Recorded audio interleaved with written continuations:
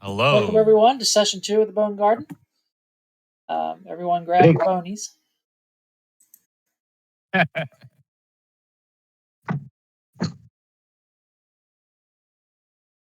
Six, because I have 6 players tonight.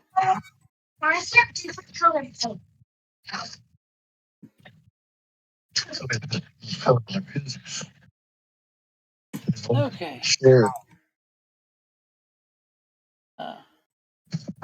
When last we left off, you had been exploring the cavern of Karth and Teresa, his mistress. He was kind of forlorn, and she was a vampire that wouldn't respond. She wouldn't look up. She wouldn't. Wow. And he was basically guarding over her. You tried a few things to try to win over his favor, but every time you tried something, somebody else would do something that would screw that up. So eventually it came down to a fight, and Teresa was destroyed by Timber Bitterberry with his destroy undead power, and the rest of you just beat Karth into submission and stuck him up here in this little prison cell. You rescued 3 people, 2 children and a woman, and Johann was taking them out this passageway here to try to get them out of the Bonegarden. And he found himself coming up against an invisible wall and was unable to leave. Meanwhile, back in the cavern, so Johann, Anders' character is like a half hour's walk away at this point. So he's not actually here. But Hoffman was exploring this cave down here. Over here, Erica? Yes. I'm still on the start page. Oh, Me gosh. too. My bad. There you No, go. it's all good. Thank you for reminding me. And over here. Yep. Thank you so very much. Hoffman was down here exploring the cave to the south a little bit. Mm-hmm. Katla and I can't remember his name, Egan, and Timber were over here checking out this box, this weird kind of crate tipped on its side that is just blowing wind down this corridor here, like one of those industrial superfan kind of things. And as all this was going on, Hoffman heard a hunting horn kind of off in the distance, and then the galloping of hoofbeats. And that's kind of where we pick up. As suddenly,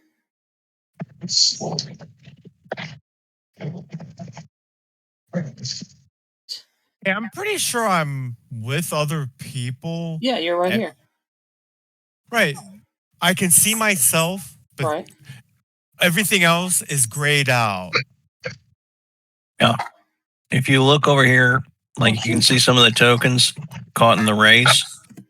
Anything that's in the darkness is in. You can't see it. Luke's character has bright light, or at least he should. How about that? It should be working now. Excellent. Yep, I just turned it on. Okay, so now you guys should see. Who else had light? What happened was they made some changes to the token stuff, so I've had to go back and fix everybody. I guess I forgot a few things. Who else had light? Had a light on other than him, because he has Egan has a lantern hanging on his shield. So Hoffman put his sunrod inside of his coat. Okay. While Katla is around. Right. But if she's not around, he'll pull it out. Okay. And what's the range on the sunrod? Let me take a look here on the Fantasy Companion. Oh yeah, that reminds me. My apologies for not having it handy. That's all right. Sun chucks. Yeah, the sun chucks.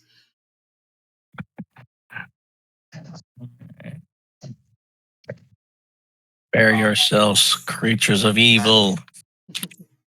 And sunrod. Fantasy Companion. The great thing. Gold tip iron rod, strength plus D4, normal light, and a 30-foot radius. Okay.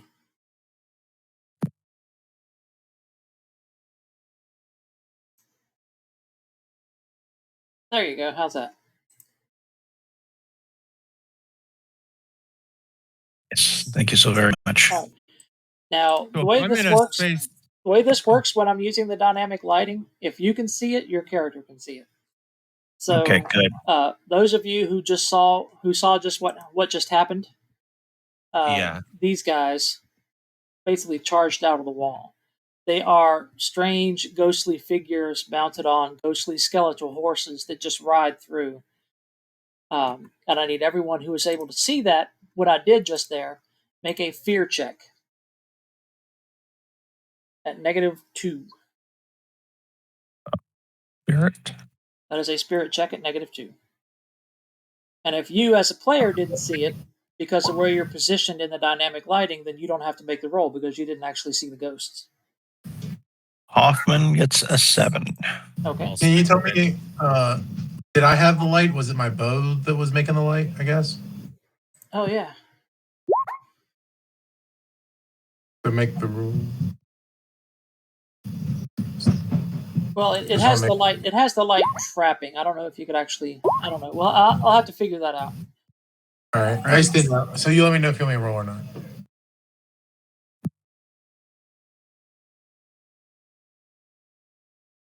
Just a moment. At some point, I'm going to have to take the Brave Edge. And I don't even mid know. campaign, that's not a bad idea. And there is what you see. Those guys come charging down through the hallway. Mhm. If So you guys, one you guys, fear check is enough you to guys make see you the wait hand. for You guys see the hand out there, Cavaliers. Handout Cavaliers. You don't see it. I see it in the list. Now I see it. Yep. Now I see it. Yeah. Okay. All right. So that first one, as it charges down through. Oh, how is everyone else's fear checks going? Do you want me to roll one or no? No, not at the moment. I just love the one girl with the lance right there at the back. She's like, "Oh my gosh, I can't believe it's Monday already." Okay. That Since joke the- again. An eternity of this. Mhm. And the one who is in the lead there, as they're charging down through the corridor, lowers his ghostly lance in Hoffman's direction. What is your parry? Oh. Hoffman's parry is a 5. Alrighty. Alright, he hits you with the lance.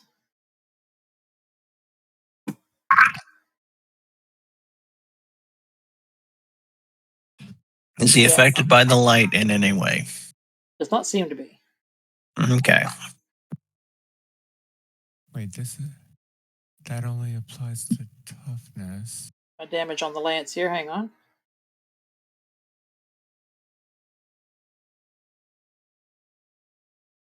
Strength plus D8 plus 2 as 2 AP when charging. Okay.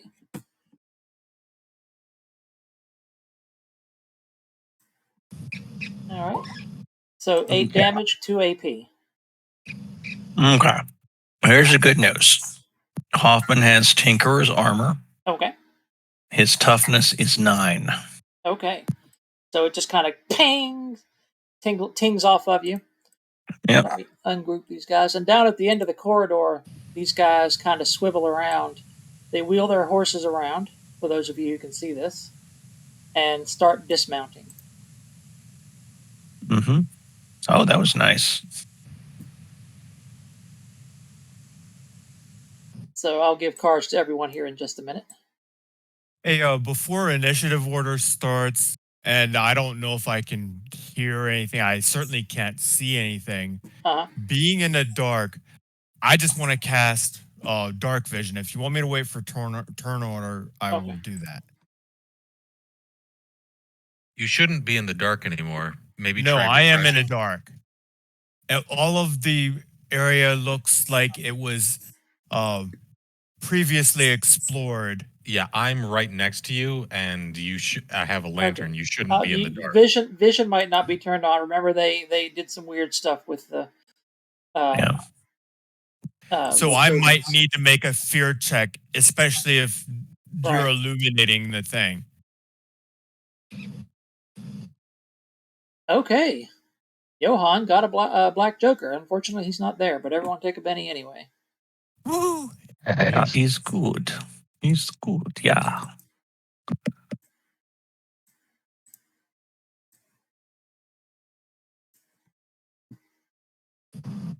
Whoops. Oh.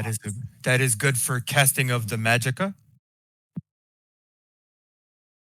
No, your vision is turned on, Bob. Would you like? I don't know if I can share my screen on roll 20. No, Oh, there it is. It just suddenly turned on. that's weird. Maybe it just needed some time to catch up. Yeah. You might be in the same boat Anders is in, unfortunately. With dynamic lighting, I'm running a relatively newish system. That's the thing. Yeah, but it's Friday night. The problem might be on Roll20 server end. Oh yeah, I might kill the stream. I might not do that if we're gonna have this kind of trouble. I like the stream. The stream is pleasant to me. Unless you guys who are next to me can see them, I don't think I'm in range of any I'm spectral. pretty sure you would be able to see them as they pass through since they were here.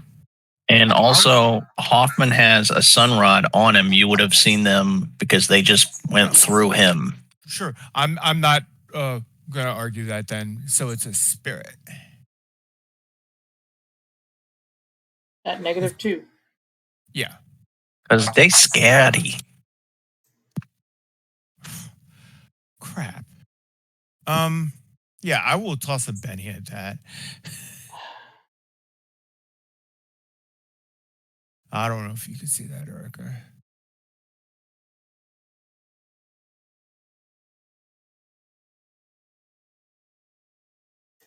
Right. Okay, that one didn't go through. Okay, so I think I made it for seeing them. Yeah, at -2, yes. Yeah, that will be a 6. For us.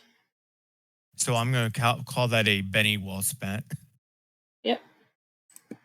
So yeah, you see this weird sight of the spectral charge of these ghostly cavaliers.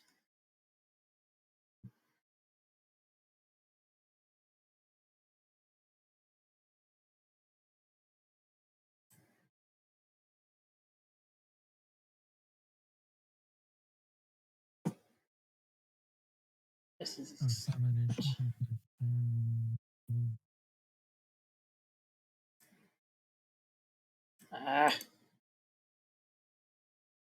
I'm having extra trouble tonight. Deal 1 card. Turn order items. Alrighty. Sort by suit. Alright. Malekith. With the ace of clubs. You go first. What do you Okay. do? Well, So you heard the clattering of hooves going down the hallway, and maybe some of your companions crying out. You know, even if they made the fear checks, it's still kind of a weird sight to see these ghostly, destriers charging down the hallway with mounted cavaliers on them. Underground. You would hear the strange accent of a goblin yelling, "Satan!" Well, don't want to be a dead horse, but can I shoot them on their horse? Do what? Can I shoot at them? Or Well, you'd have to move your character to where you can see them. Okay. Sorry. Got baby in one arm. Trying to move. Okay. I can move you. I can move you if you want me. If you want. Oh, that'd be great. Thank you. Okay. It's very much appreciated. Your speed is 6, I assume. I believe so. I can pull my character sheet again. Your pace is 6. Okay, you're now in a position where you can see them, so you will have to make that spirit check, the fear check at -2. All right, and do I have to determine if I need to use a Benny before I roll? No. Okay, all right. So here's the spirit check. Okay, that's a 1. All right. Do you want to spend a Benny? I would really like to. Yes. Okay. So I'm not sure how to do it though. Like, with the dice roller and all. Oh, Do I just roll like extra D4? Or? well, you drop it. I know you've got a child on your lap, so I'll. I'll take the Benny off of your character like placeholder. Okay. Oh, I didn't put one on for the one we just got. Did they get put on for us or? Oh, okay, No. that's right. And I'll click the reroll button for you. Oh, thank you. There you go. That's going to be a 6. Yes, so much you're, better. You're good too. Yes. Now you can shoot one of these guys if you want to. Most excellent. A steel. Oh. All right.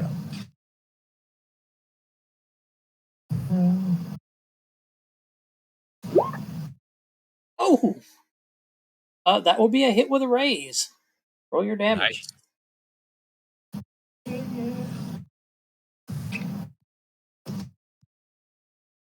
17 damage. I guess just on the lead ghost here. Yeah. Okay. Closest that would probably make sense.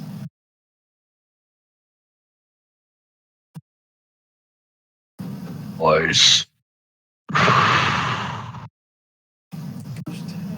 Ghostbusters. All right. I'm scrolling down. I've got my phone, the fantasy companion, out on my phone, so I'm scrolling down to the bestiary. I should have had all this prepared. You can tell I'm a newbie streamer. Where's my ghosts and goblins? Okay, who has a bat? Chris. Chris's That's her familiar. You know, I could use Chris's familiar as a writing, thing. You are about the same size. Oh, I thought the bat was a little bigger than me. You could get your own familiar. It's an edge that you're available for, I think. Yep, if you're a spellcaster. Yeah, I was just joking about writing somebody else as an animal companion. There you go. Buy the scroll.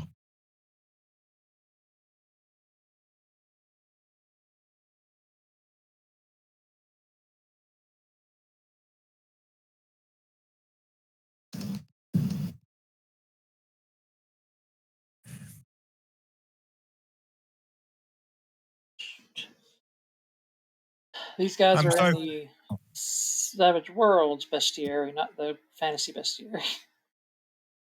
This will be easier when I actually have the physical books to play with. Mm-hmm. Yep.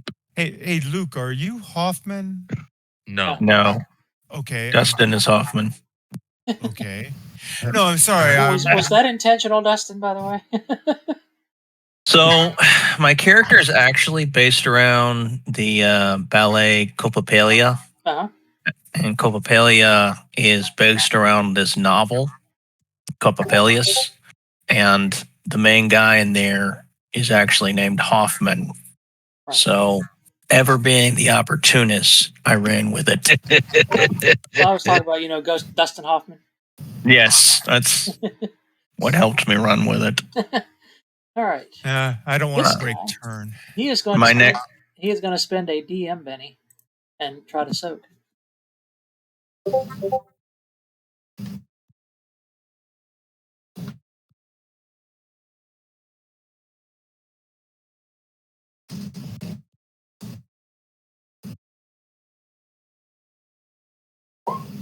Okay. And absolutely does not.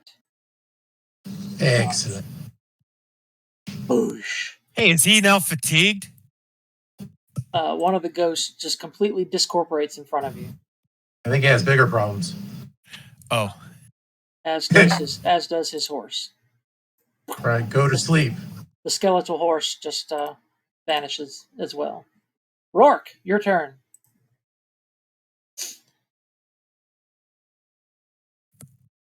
Yeah, that's me. Yep. Yeah, so can't see anything. That did not sound too good. So up here, take a look.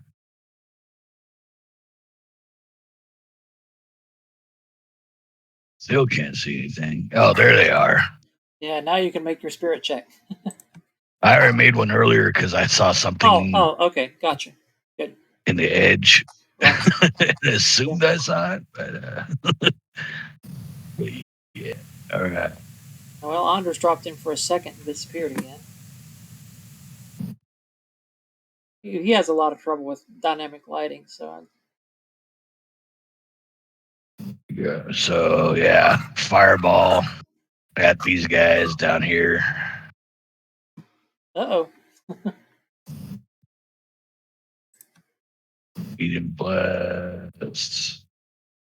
How big's that? Okay, I could take another step out. Take that.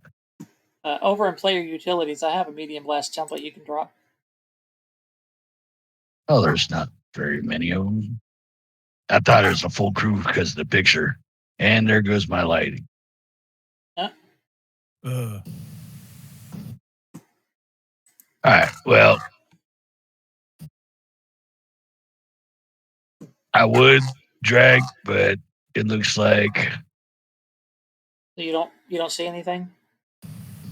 no, I don't. It just went all gray, and I can't drag a blast template out.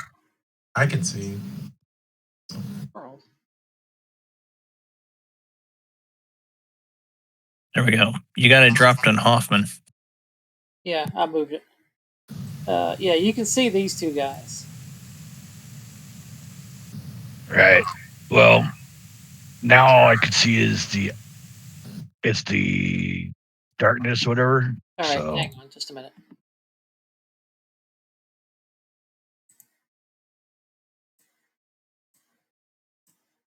Not that important anymore. There you go. How's that? oh yeah, that's a lot more than I'd seen before. So I can't grab that blast template. You can't move it? Oh, all right. Well, It has to be editable by all players or something. it should be.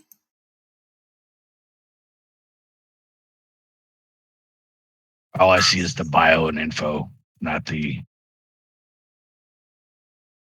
character sheet, Okay, which hang would on. It got screwed up too. Medium right. blast. Don't you love it when all your preparations get tossed out by an update? Yes. Yes. Yes, I do. Yum yum yum yum yum. Don't remember when we lost all our character sheets. Oh, Yeah. all right. There you go. Now you should be able to. All righty then. All right. There you go. So basically, that'll get all of them except, well, yeah, you can't get all of them with a medium burst. Then I'll go ahead and pump another.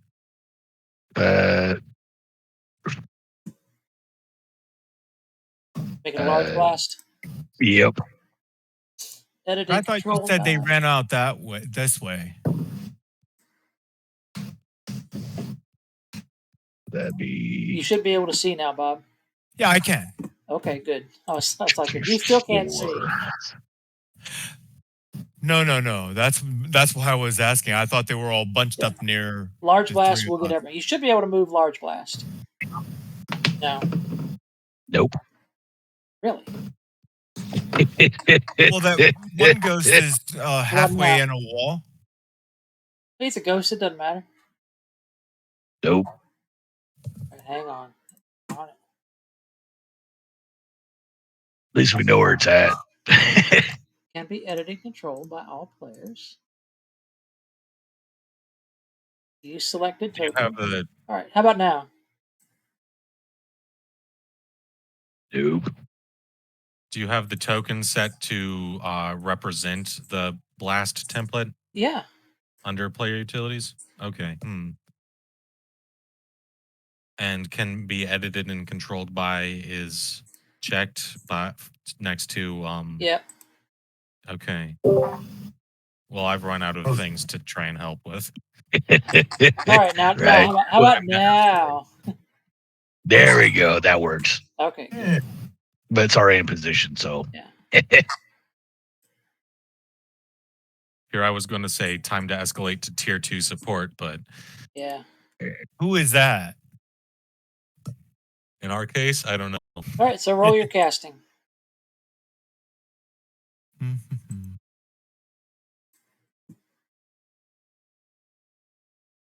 All right. That'll get him with normal damage. Oh. Let's go ahead and spend a Benny. I don't think 2d6 is going to do much to him. I don't think they're extras.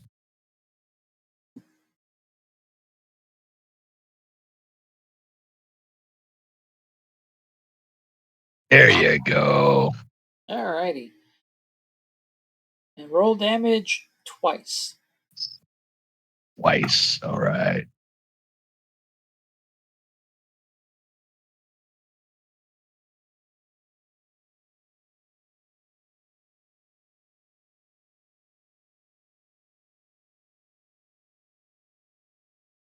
Oh, that's supposed to be. Oh, darn. Okay.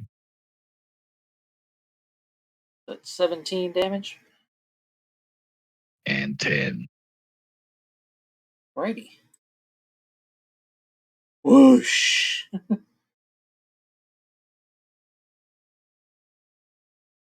Obviously, I ain't afraid of no ghost. They all discorporate, except for the bored-looking female in the back.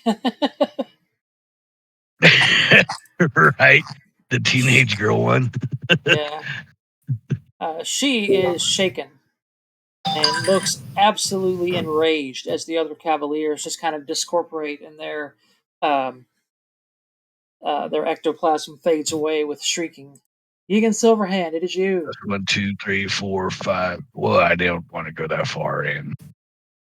I'll go here. Move yourself back I where was you gonna- should be. Yeah, I was going to move back to get out of the way.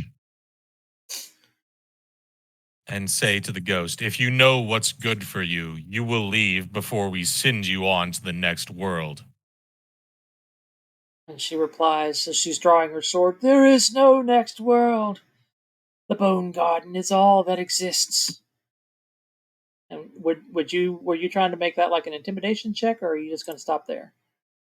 Intimidation check, yeah. Okay, roll it. No. Not Yes, threatening enough. That is pretty much what she says. The Bonegarden, there is no next life. The Bonegarden is all that exists. And it is actually her turn, so she is going to make a spirit check. Ha ha. She's scared of us. She's gonna make a spirit check to unshake. Sorry. And she didn't. She is going to spend one of her wild card bennies. And she wails, just kind of floating a few inches off the ground despite wearing armor. And swinging her sword up, bringing her shield up in a defensive position, and takes a swipe at you. As you will soon see yourself, there is no hope in the Bonegarden, even for the dead. And she rolls an 8. All right. My parry is a 7, so that hits. Okay. And this is a strange sword. It passes right through you. Doesn't hit you with anything. But I will need you to make a vigor check. Okay. Ooh. I sure hope I can make that. Yes, you do. You feel this strange sensation of just this icy, shocking cold just pass right through your system. Kind of gives you a shiver all the way down your spine, but you're okay. I've faced necrotic energies worse not 10 seconds ago. All right, Timber Bitterberry. Okay. You're so here. how do you? People Yeah, soldiers. I see. So how do I do that thing to show what my pace is? Because I see there are hex tiles, but I don't want to over. Like your token and use your arrow keys. Yeah, your pace is 6. Yeah. I'm not sure what you're asking. That's stacking. That's no, like how you draw it out to. But why is it not? It involves right clicking. If you hold your character down where you can drag them around, you can right click to start showing the arrow, if that's what you're asking. Can you not control yourself? Oops, I just got kicked out. Okay, What? let me. He just is got having kicked lots out. of internet issues. Oh yeah, that stinks. And I'm sorry, just reloading. Okay, sorry about this. No, Okay, I can It control might be myself. me. I don't know. I'm supposed to have really top of the line internet speed here, but it might be me trying to stream and do this at the same time. Okay. I mean, I don't know. I'm doing all right. Okay. Same. One, I got glow fiber. I don't know. Me too. okay. Yeah, That's why it's So supposed I'm to be going hot to between trot. different. love it. I'm going between different functions where I'm halfway moving the map. Where do you want to move to? I'll move you. Okay, I wanted to go down there, down near Luke. I 3, don't. 4, 5, 6. Okay, and then Did you see yourself move? yes, Okay. it's just the zooming is weird. Okay, I can see myself, and I want to be up a bit. I know she can probably. I suspect she can fly, but I want her to have to try to escape Luke's gravity. Right before- beside Luke, or like one square behind? like one square behind, please. Okay. Okay. And then, Egan, do you want to walk the spirit land?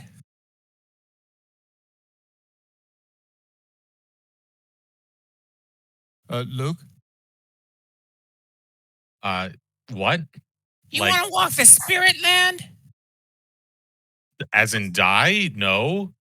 No, just be like her for a little bit. Sure then. For a little bit. Little bit only. Okay, good. Okay.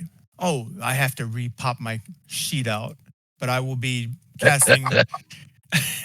I will be casting on Yegan. Okay. Intangibility. Absolutely. If not, I would have given him like a boosted haste, but I figure this one helps him out a bit more.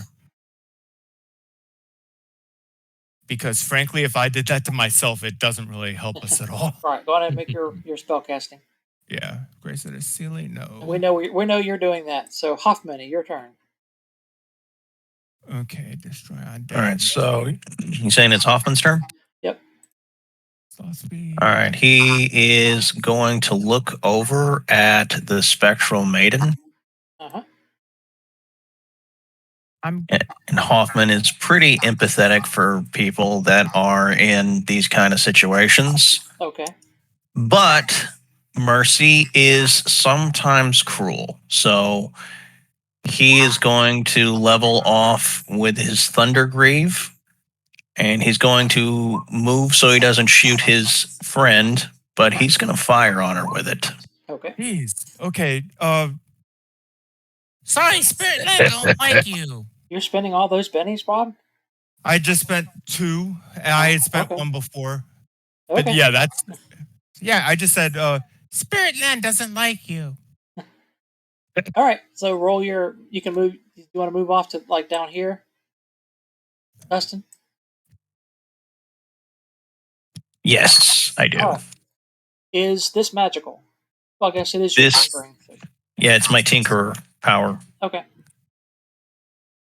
Does that count as magical?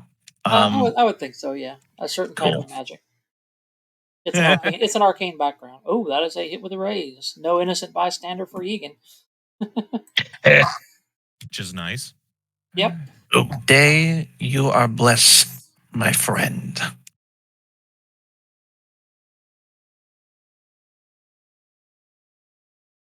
Oof. Total of 15 damage. Yes. I see that. All right. What's her toughness? Down. That's going to be a wound on her. She will spend her second, her next Benny. That's right. This would be her second Benny. Where's her bigger? What's the device again, real quick there, Hoffman? It's a Thundergreave. It's the bolt power. He's got a forearm mounted gun. Right. She just barely soaks, but she soaks. All right. She kind of gives Hoffman a strange look that she's never seen such an odd device. Oh, anyone have academics? If you have academics, you can make a roll to see if you can identify these folks, who the Cavaliers and all that were, because they were carrying tattered banners that have definitely seen better days. No But she's academics. attacking. Fortunately, I do not. Okay, I guess a 23 hits Egan. Gora. Yes, with That a will raise. be a hit with a raise. Okay, so I need a vigor check at -2.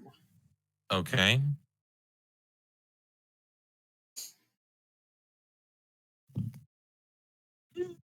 Seven. All right, you're fine. Again, you feel that strange chill pass through you. This thing Going to is have to try harder. basically striking at your soul. Timber Bitterberry, your turn. Okay. Well, she's definitely within a large blast template of me. Easily.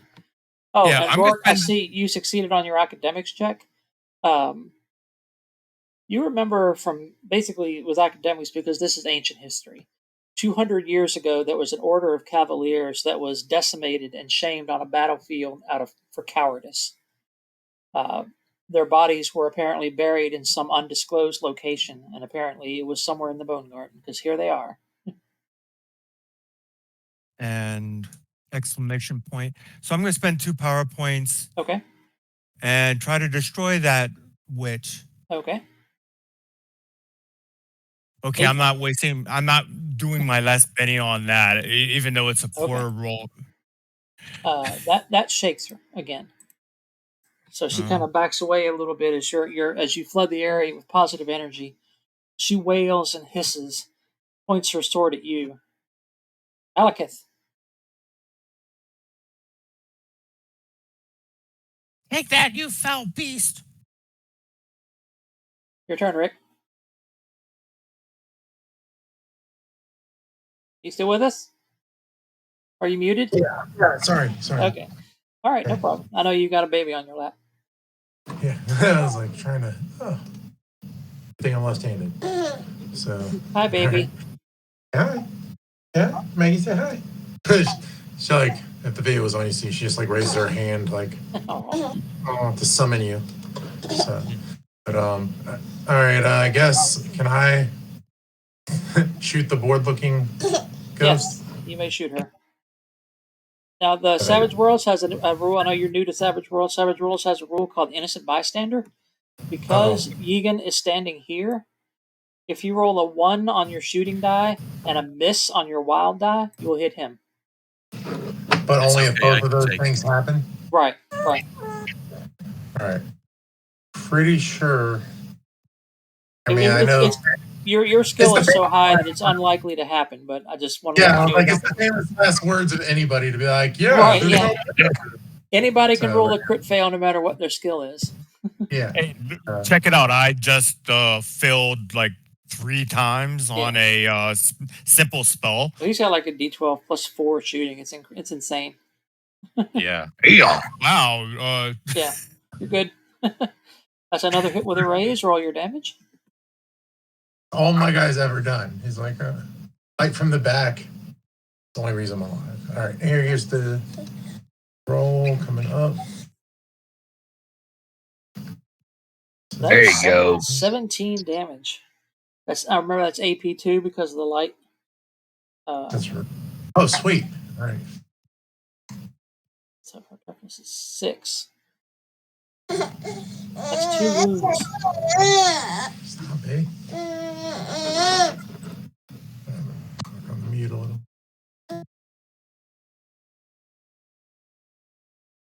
All right, so she has 2 wounds on her. Hoffman. That's what she gets. It sounds like it didn't matter when it was actually AP3. Hoffman looks at her and says, "My Oh. apologies, milady." And then he's going to fire again. Okay.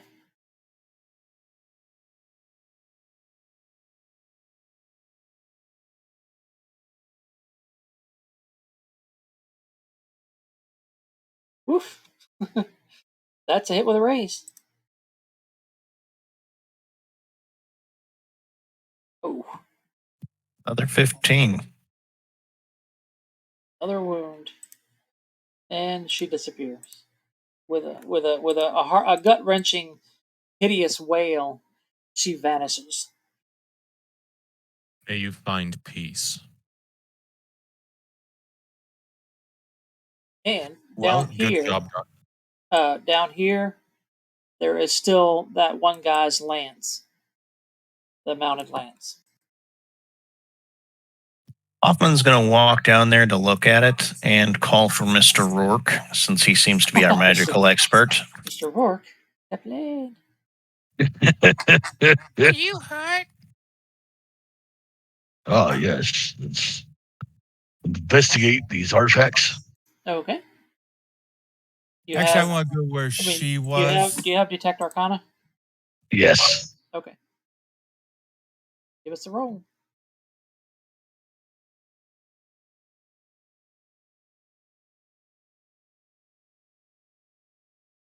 All right, that is a success. Looking it over, it seems like a regular mounted lance, but it is able to pierce the veil. Basically, if it's being wielded by someone intangible, it could hit someone tangible, which is how it managed to actually physically hit Hoffman, even though it was ghostly. And that also works in the opposite direction. This could be a most useful item. Do you not agree, Mr. Rourke? I don't know, Especially too for big such a me. place. Anyone hurt? I would wonder who would be able to bear this weapon. It is meant for someone who rides the horses. Perhaps our druid would be most useful in holding it. So, Yes. Speaking of the druid, what is Johann doing at the end of the tunnel? Anders? I don't know if he's active, but he's showing muted in Discord. Oh, you're muted.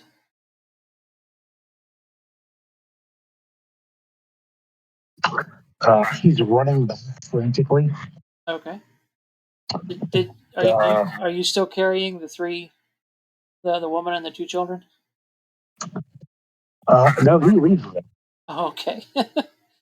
Yeah, they're too tired to go anywhere. They're just kind of they're still regaining their strength from having so it'll take you several minutes to run back. Yeah, I just finished fixing my character sheet because it was all kinds of stuff. I didn't know what happened to it. It was way wrong. You're broken into store, Their Honor.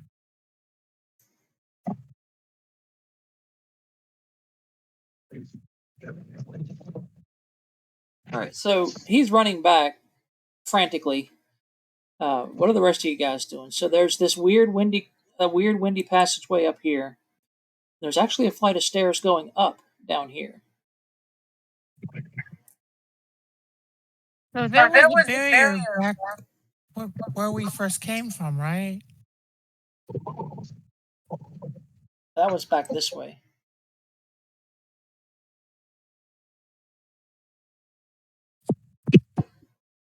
Rourke could also check out the rest of the room, sort through. Take copious notes. There was that one sword that pinged his magic, right? Yes, the lance. And he'll hand the sword of the knight we fought, the vampire knight or whatever. Karth's sword was also showing magical. Right. Oh, did you want me? Wasn't it already identified? Or no? No. Was not. All right. I think you might be the only one with Detect Arcana, so it would be great if you could do that. Yes. Bring all the artifacts forward. I shall investigate their properties. Well, is there anything at all that remains from where the emo girl died? Yes, was a chest, there's a key on a chain. Can I pick up the key? Yeah. Okay, so I'll do that. Who knows? Keys tend to come in handy. So what did you roll on your identify on the sword?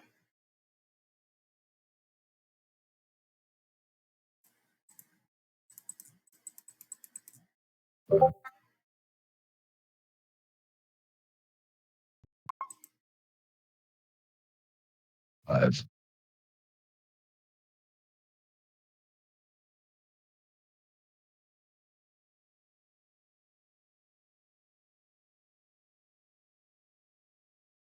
This is a strange weapon. It is a great sword, but the blade appears to be porous. It has little pores or openings all up and down the blade, and it's polished to a strange mirrored shine. You made your spellcasting check to identify. Don't forget to spend the extra power points. I think identifying an item adds a little bit. Identify as one, unless it's different in Bonegarden. A fantasy companion. That's a good point. Yes.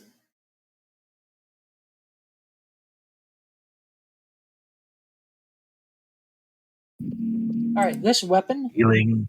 Oh, okay, so it's Yeah, this weapon is called Bloodlust. +1.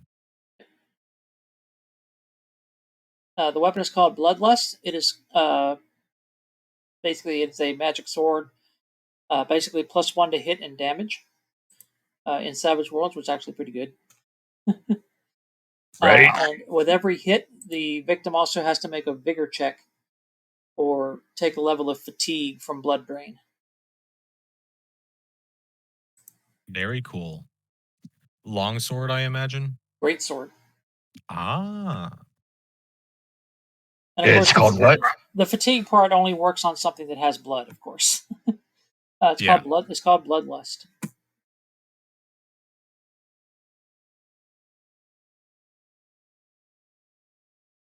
Okay, it's called Bloodlust. +1 hit, +1 damage, causes fatigue. Yep. Was it a vigor roll to cause fatigue, or? Yes. Yeah. Not automatic fatigue. And is that if they're at least shaken? Yep. Anyone shaken or wounded must also make a vigor check or take a level of fatigue.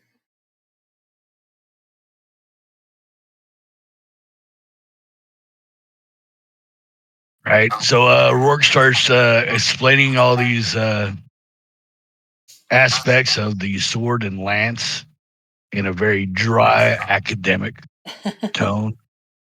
He's and of course, if you look here, you'll notice the. He's just going on and on as if he's in front of a class. Yeah. Notice the Hoffman's pores going. Notice the extra Hoffman's depth good. of a blood groove. Hoffman's just going to be looking, nodding, be like, yes, yes, very interesting. Just for the sake of getting the group back together, Johann finishes his run down the long corridor.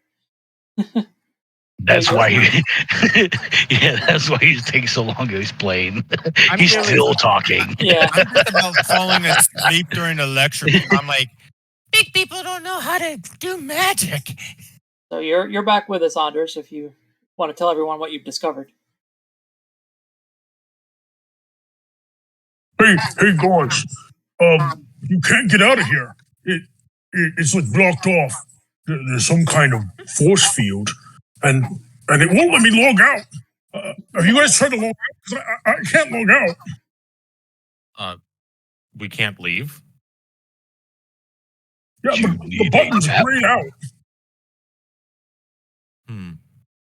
Let me go see then. Just down that way you came from? Yep. I'll join them. Okay. My friends, it appears as if the adversary has left a present. Mr. Rook and I have been discussing the possibility of your utilization of it. Mr. Rook, as an expert of magic, would you care to explain to our friend what it does again? Ah, yes, Johann. Just in time. We were just discussing the various arcane features of what I believe is the lance from a group of cavaliers. Over 250 years ago, they were punished for their cowardice and sent to the Bonegarden, and he's going to just Right. keep So basically, talking. while Yegan and Timber Bitterberry fly quickly down the passageway. I know it's a mile, but in the interest of moving things along and keeping the group together, you eventually reach the end of the passageway and you see the two children and the woman. They're finally starting to maybe recover a little bit from their fatigue. They're kind of waking up a little bit. The kids are crying, and the woman is trying to calm them a little bit, but you can tell she's still got like bags under her eyes. She's not doing so hot herself. But what do you do when you get up there? Hello. I'm glad you've recovered some. I'll set my shield next to the wall. So, thank you so much for what you've done for us. And we thought we were as dead as everything else in this place. Well, we'll see to it that you remain alive. Thank you. Now, Thank you. Our friend that carried you here said something about not. And I look at the children and I'll lean down and whisper to her, not being able to get out. We're going to see if that's truly the case. She reaches her hand out and basically it hits boom boom boom. It hits a wall as solid as any stone wall. I've been trying myself. I can't push through. I can't push through. What do we do? Hey, Erica. Yeah. Would you allow an occult roll to see if I think intangibility might work to get Go past for this barrier? Go for it. Oh, my occult is horrible. So, Okay. Oh, I think that's a crit fail. You're not sure. Okay. It's worth a try. We'll see. Hey, Use the bit. I make you walk in a ghost realm for just a very short bit. Maybe it'll let you pass the barrier. Use the All bit. right. How does she react? What, for her? Yeah. She's I was talking to her. Walk in the ghost realm. What do you mean walk in the ghost realm? She kind of hugs her kids tight and kind of Don't worry, it's safe. It's safe. I think he means more like, you know how if you boil water, it bubbles up and turns into Wait a air minute. and No, can I'm move not going around to boil differently? her. I've heard strange stories about the Fey folk. If you want to try to cast it, Oh, wow, I got a raise on that. Yep, you sure did. She is all the intangible. I will move to catch her children. Yeah. That she was holding. No, it's only her. I don't have the modifier right. The kids fall through. The kids fall through her when she goes intangible. Now try. And she's kind of freaking out a little bit. But this is a world of magic, so people know magic exists. So she turns and just starts walking slowly towards the invisible barrier, and it does not let her through. She just leans her head against it and bangs her fist on it a little bit. What are we going to do? Can't stay here. They'll be back. They'll come for us. They'll feed on us like they wanted to. Was it more than just the two of them? This whole place is filled with them. This is the Bonegarden, isn't it? I knew it. Oh, I meant more like in the close vicinity, but yes, I suppose I know what you mean. Don't worry, I'm sure there's some way out. I wonder when this thing. The legends say this place holds only the dead. Are we dead? Is that what's happened? Are we already dead? I think Hey. not. Some of our magic would be our priestly magic, mind you, would work differently if we were. Yeah, I wouldn't be able to do the works of the great forest if I was dead. And she just kind of collapses again as your spell starts to wear off. Yeah, obviously I'm not gonna keep it going Yeah. for that. Don't She, worry, she, man. she takes her I'll kids see and you hobbles safe them up through. again. I don't think we can go back in that horrible place. Is it okay if we stay here? I feel Yes, safe here. I but can at least see daylight. But my kids, we haven't eaten in so long. Do you have any food? yes, there were some provisions back at the place you were held, I believe. So here, these are fresh. You might like them more. Thank you. I'll give her Thank you. mine. Thank you. Here, I offer one of them a berry. Okay, the girl takes it. It's like so teeny, she's Yeah. probably having a hard time with it. You're holding it in two hands, bigger than your head, and she's just like, Hey, not my fingers! Sorry, I'm not really trying to take over. She actually kind of giggles a little bit at the weird little fairy in his squeaky voice, but they're still obviously very shaken. So I take it you guys head back from here. Yeah.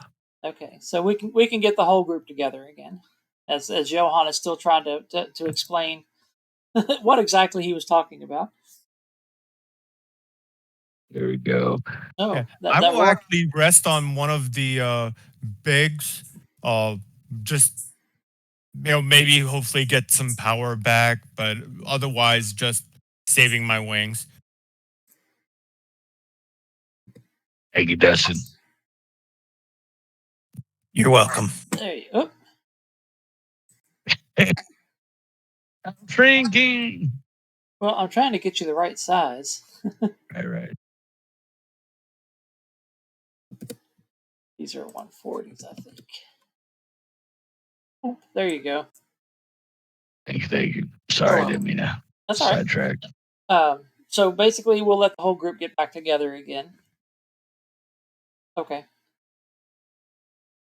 And basically, Egan and Timber Bitterberry come back and basically confirm, I guess, what Johan was saying. Yep. I will let you put it in your own words if you want. He's basically right. Something is preventing us from leaving the way we came in. Even fairy magic. And if anyone wants to make an occult roll, you can, now that he brings back that report. I'm presuming that is the occult check that I already made. Yeah. Oh, Rourke to the rescue. Whoa. A success with a raise. Rourke, you kind of think about it for a second and ponder, and you think maybe possibly what happened is, you remember the story of the Bonegarden. A bunch of priests got together and did this great ritual imploring to the gods to keep the undead contained. Perhaps that spell worked a little too well and is containing everything that enters the Bonegarden. Thus, those stories of people who go venturing to the Bonegarden and never return, well, that certainly explains that. Right. They never returned because they weren't able to leave.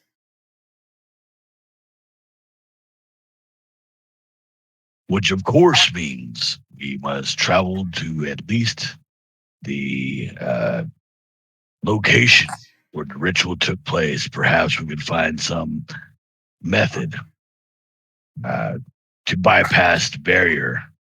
Otherwise,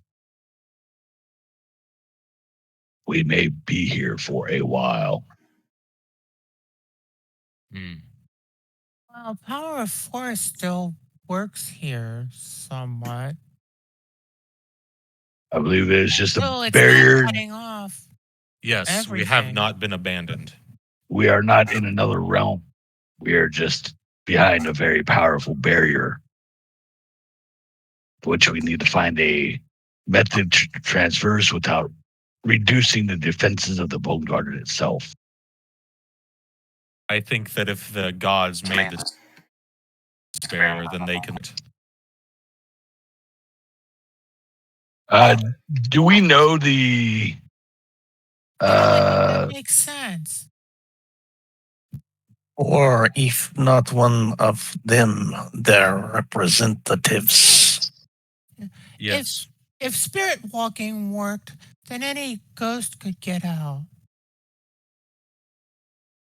However, for the living not condemned, Give yourself a Benny, Anders. Role playing your hindrance.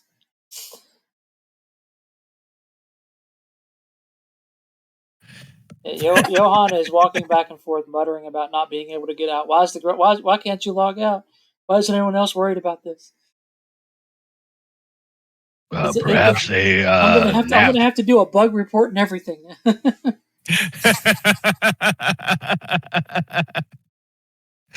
Okay.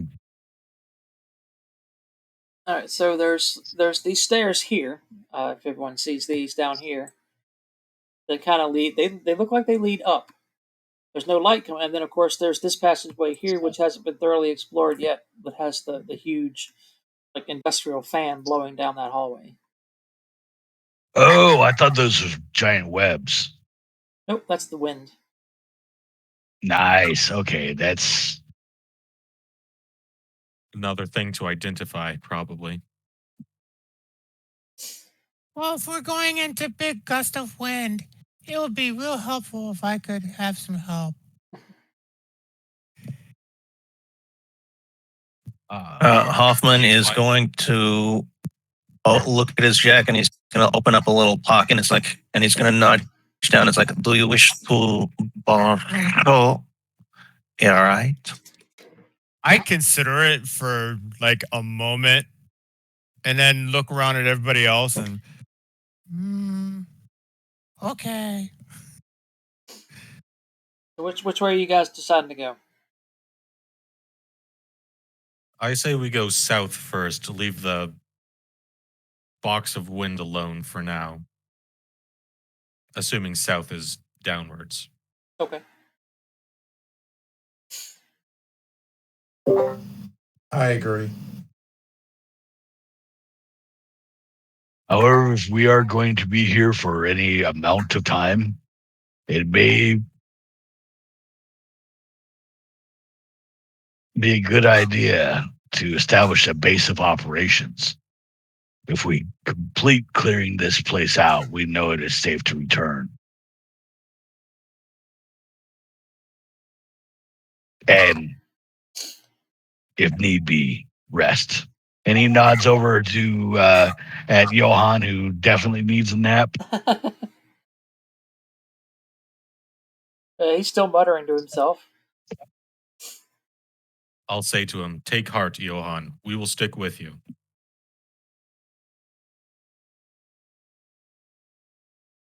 Okay, up the stairs then? I swear on my oath as a Templar of the Silver Tree that I will see you all delivered from this place safely.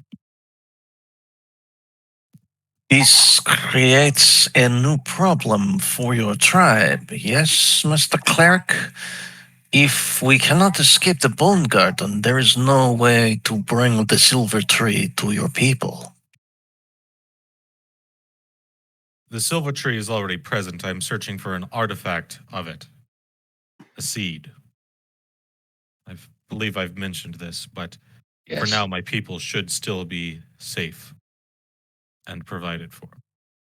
But I thank you for your consideration.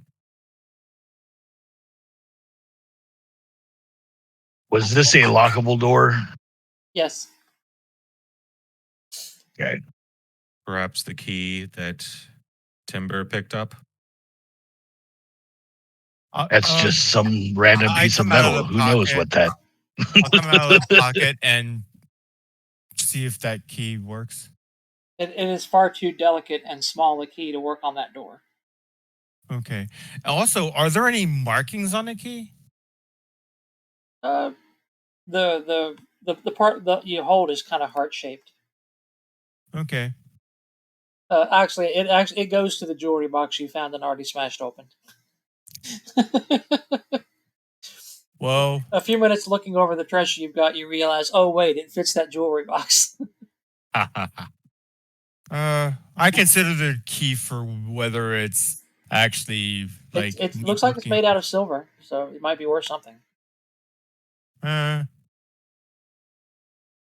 I'll tell you what. I'll go back into the pocket. I'll leave it in the pocket.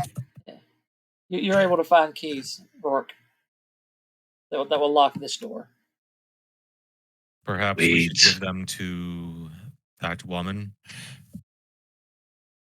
Well, I don't think she wants to come back all the way this way just to lock a door, right? But we could lock it behind us. Okay, let me go and tell her that we're going to do that then. She Anybody is have grateful. sending?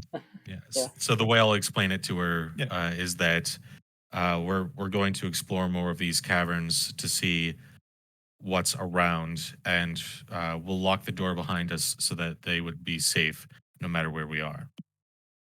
Thank you. She's very grateful, and just in a display of gratitude from a human, which as an orc you're probably not accustomed to seeing. She just kind of takes your hand and puts her forehead on it, and just thanks you over and over as she's bowing in front of you. Thank you, sir. Thank you. Thank you so much. Your gods be praised. Before You're welcome. I shall see us all safely through this. Now then, take heart and stay quiet Okay. as best you can.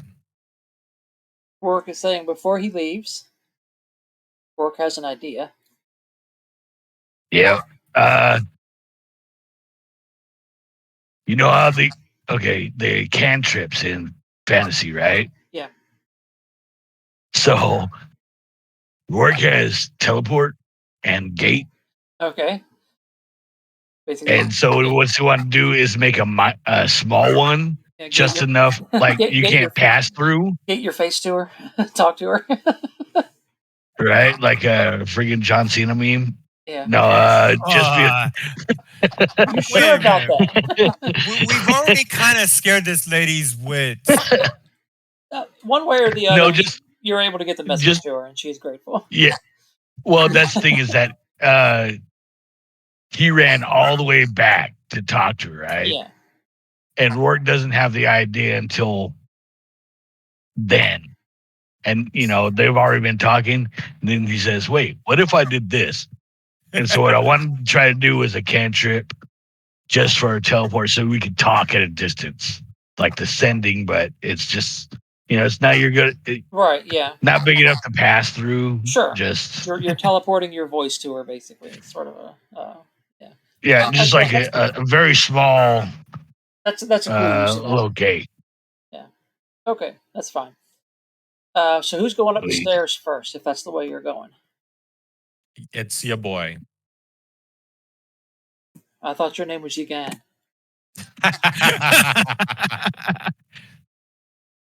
All right. Okay, it's Yagan. Hello, demons. Oh, it's is your boy. Yagan the man? I know you can't see anything right now, Luke. Just give me a moment to get your character on the board. Sure. You've moved into another map. And who was it that ran all the way back? A couple of us. You are too big. Yeah, the last time. Sorry, I'm not 100% on voices yet. Yes, I'm an orc. And I so, can't recall who else There you went. go. You come up the top of these stairs, and I need you to make me a notice check, Luke. Okay. Who made the run for notes?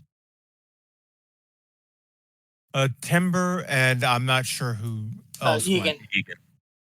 Right. But who was it? Oh, it was Egan that went the second time, right? Yeah. Yeah. Johan went originally. Yeah. All right. So you go. Third time. Do you still have your light? Yes, you do. All right. You appear.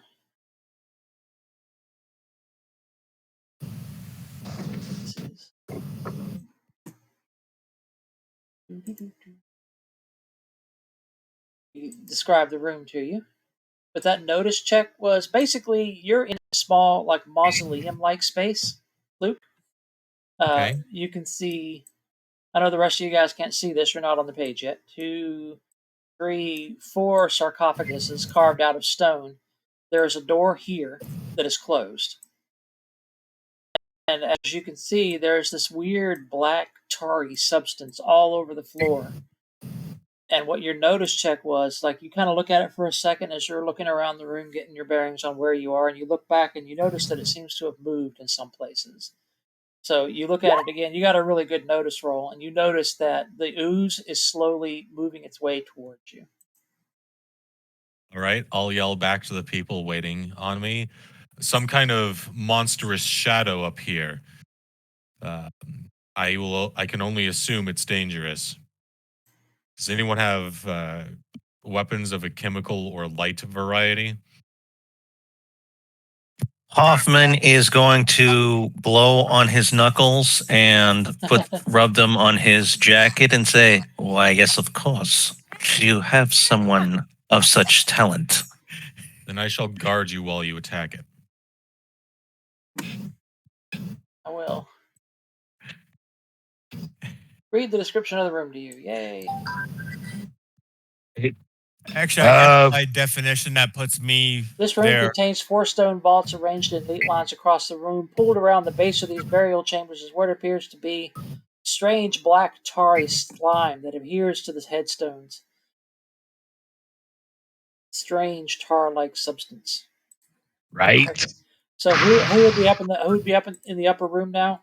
Hoffman and I'm in his pocket. okay. Did I do a quick, I don't know.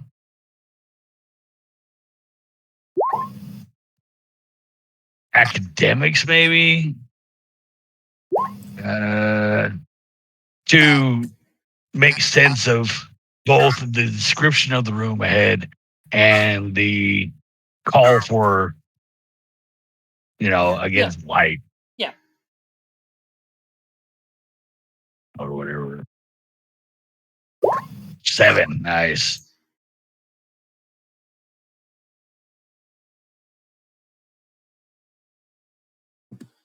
Okay. You should be able to see now, Bob. Yes. And Hoffman up the stairs.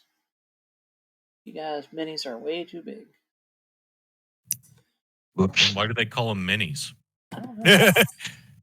Okay. Well, the other way around. Y'all should all be able to see now what's going on here. Yeah. It's a small mausoleum-like room. Well, not you guys, just those who are up in the upper room. Okay.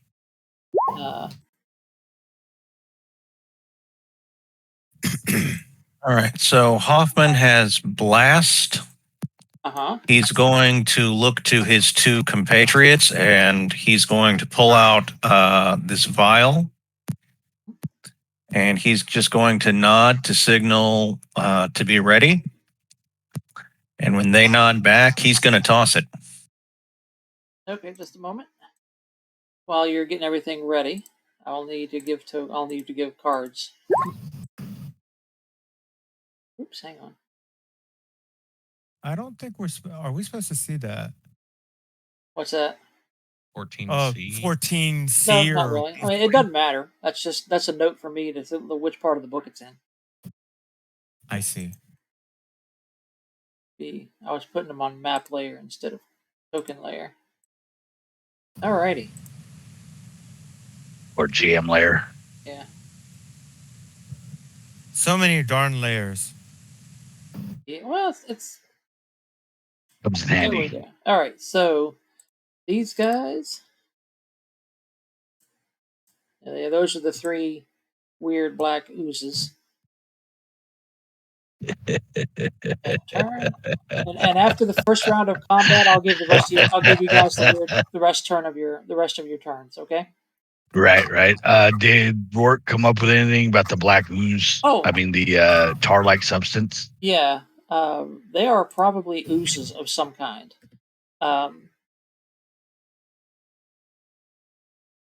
It seems to me that the description of the they are acidic creatures are more of a an acidic ooze than any sort of shadow creature. And he's just going to keep talking like he's in a classroom. And as he says that, this one slurps up over the sarcophagus there and tries to engulf poor Timberberry and Hoffman. And I think I can give them both a +2 to parry and -4 cover bonus Yeah. if it matters. It might not for an ooze, but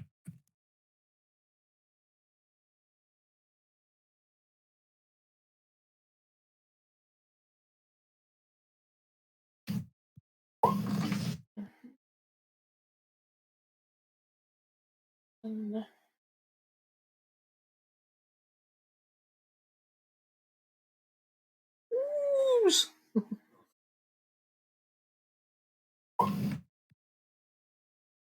All right, it slurps up, makes a noise rather like that, and basically is attempting to grapple Rourke.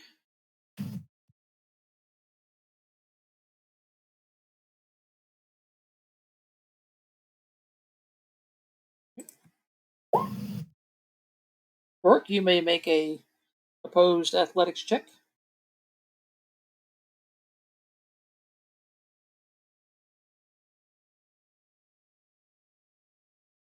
Oh, wait a minute.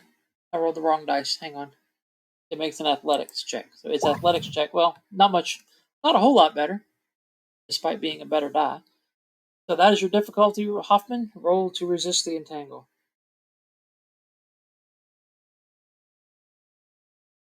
Your difficulty is going to be 7. And I need to roll strength, right? Athletics. The initial one is opposed to athletics. I would like to spend a Benny, please. Okay, spend a Benny.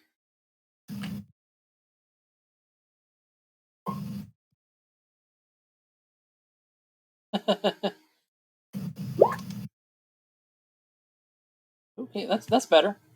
That's a 5. A 5 against its 7. So you are only bound. I'm only bound. Okay. 7? Well, it gets a +2 Oh, okay. because it's a slime, and grappling is its specialty. Gotcha. Alrighty. This one comes up and tries to get Egan. That is going to be a 12 grapple. Yeah, it's probably gonna get it. As opposed, this is athletics. Nate? Yeah. So it actually got a raise on me then, huh? Yep. No, it's only a success. It has +2 I rolled a 12, yeah. versus 8. That's 4. That's 1 success, yeah.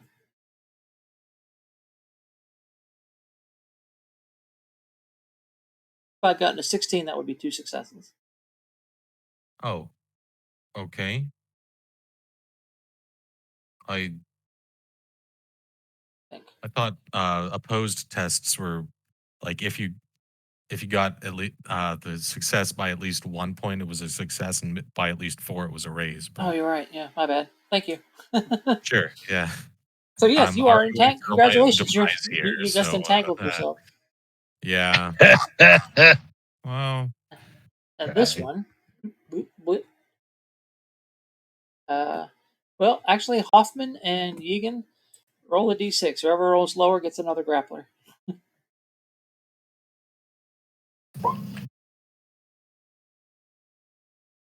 I'll probably be fine, but my armor, getting worried already. Alrighty, Yegan, it is your turn. Okay, I am going to. I guess the only thing I can do while I'm what was it, bound? Yep, you're entangled. Okay, yeah, is try to get out of it. Right. And I'm Strength. Distracted. Yeah, strength at -2 or athletics. Okay, let's see. What's my better options? And technically, strength at -4 or athletics at -2 because you're entangled, not just bound. Yeah, I guess athletics is Okay. better option here because it's a D8 minus 2 or D6. So, okay, probably not enough to get out. Nope. Unless it crit fails, but I don't know if I even. All right, so you are still entangled. Hoffman. Your turn, Dustin. Yeah, I changed my keybind to Alt, so I keep hitting the wrong button. Ah, okay. All right, so do I need to roll athletics or strength to break free? Your choice. But strength would be at minus 2. You're only bound, so it's strength minus 2 or athletics normal. Athletics normal because both are D6 for me. Okay. Oh, you are absolutely free.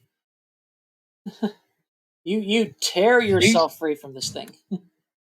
You just hear this loud, like, screaming, and then all of a sudden he goes like full primal goblin, like. He goes goblin mode. All right, Timber Bitterberry, your turn. Hoblin has pulled. Hoffman has pulled himself free into slime. Okay, that's good. As I described, you can see the 4 sarcophagus here, and this here is a large stone door. A zone door. Okay. A stone door. Yeah.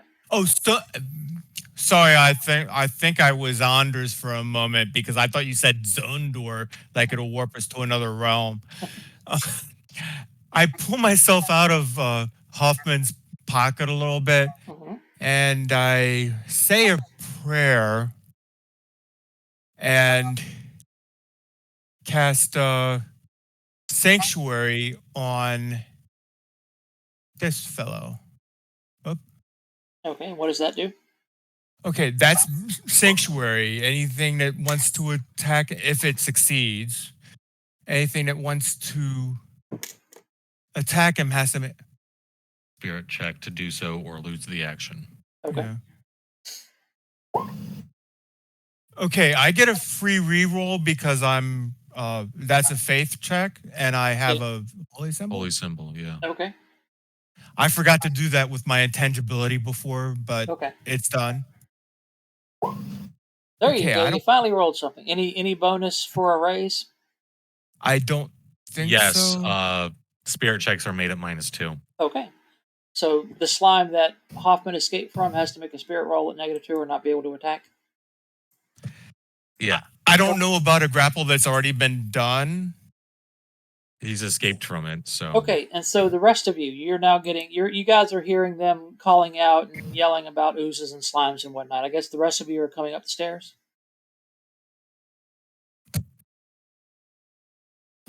That would be Who does incorrect. that? Why would you charge into a situation with multiple oozes? Are you not? So Rourke just kind of grabs his, adjusts his glasses, and I am not eager to go upstairs. Okay. Johan's not being left in the dark, so if the light goes, he goes. Okay. All right, so I'll put you on the Johan is going.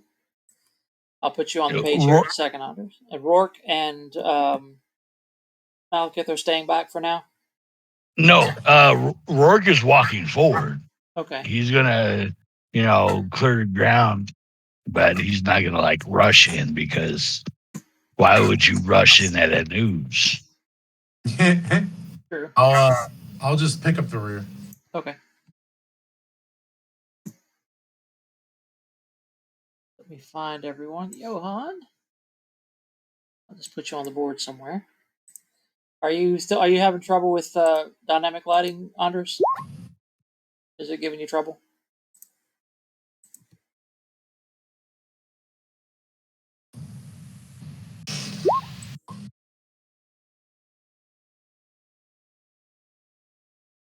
I can't see shit. I know you're not. There we go. You're not on the board yet. Okay, and Malekith is hanging back just for now. What a nasty looking. Sorry. All right. Give everybody Turn orders. Hang on just a moment.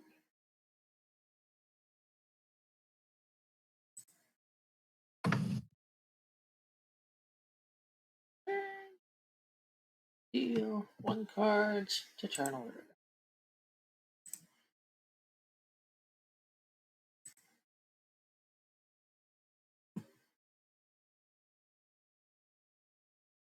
Yeah, I told you he was taking his time. Yep. Hoffman, you are first. There is one ooze that. So you cast. Bob, you cast the sanctuary spell on the ooze that had grabbed Egan. I thought I had cast it on Egan to protect him from. Oh, so things can't attack him without making his spirit Right, check. passively, Gotcha. yeah. All right, got it. I didn't want to benefit the ooze. Yes, maintaining a grapple is considered an attack check. So when it's its turn to try to maintain the grapple, I've got to make that spirit check or let's go. Hoffman, there are 2 oozes in front of you and one that is just completely swallowed up Egan. Okay, so when Mr. Rourke said that these things are made out of acid, he's going to reach into his bag and he's going to swap out for a base. Okay. So what I'm going to do is I'm going to use my blast power, which is alchemical, and can I make it selective? Yeah, that's a power modifier you can choose. All right, let me find the power modifier, but yes, I would like to make it selective so that it's 2, but don't quote me on that. That's 1. 1. Okay. Like I said. All right. I've got the modifiers on Rourke's bio Excellent. page. Okay, great. Oh, good idea. All right, so let's add 1 to our blast damage. Okay.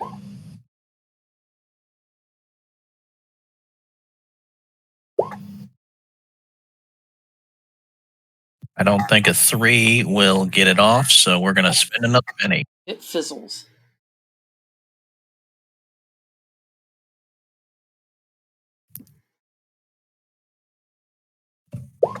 Oof. Nice. It raises. My spell don't fizzle. It raises. All right, let me look up. Let me get blast real quick. It's 2d6 damage. 3d6 because of the raise. So 3d6 and it's selective. On all 3 of these, and you can get all 3 of the oozes on probably even on a small template. That's kind of a close I would like to get all 3. Okay, go for it. Will an 11 do anything to them? Yes. I don't want to delete the wrong.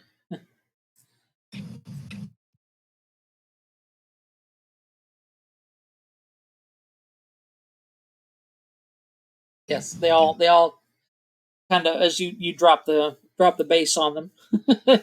Anyway, they all start to froth and bubble and then dissolve away into nothing.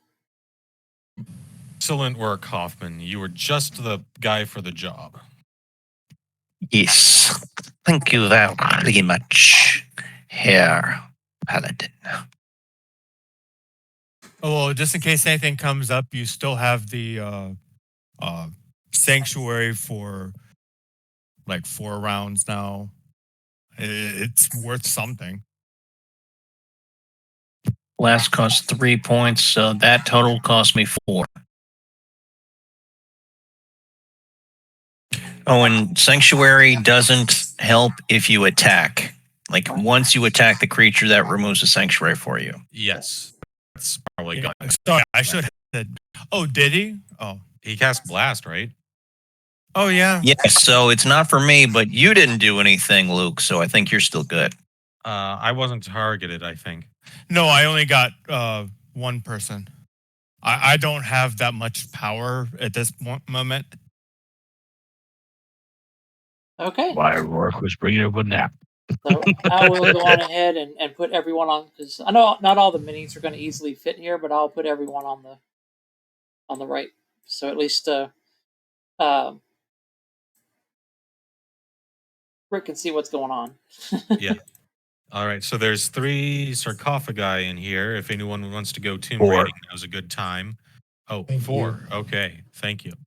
But once we're done with that, if anyone else would like to take point, let me know. I'm perfectly happy to continue doing it. I've got to take a serious injury, but if anyone,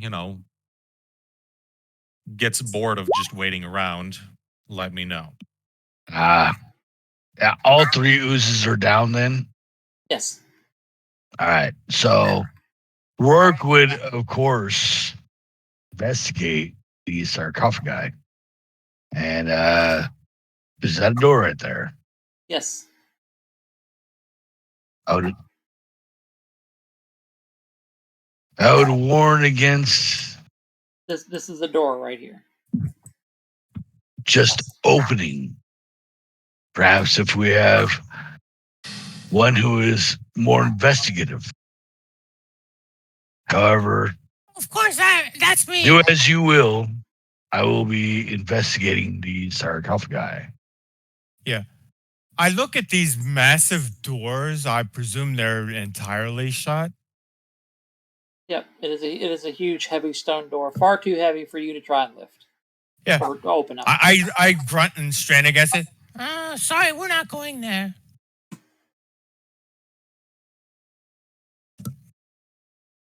Are you checking out the stone vault, Saunders?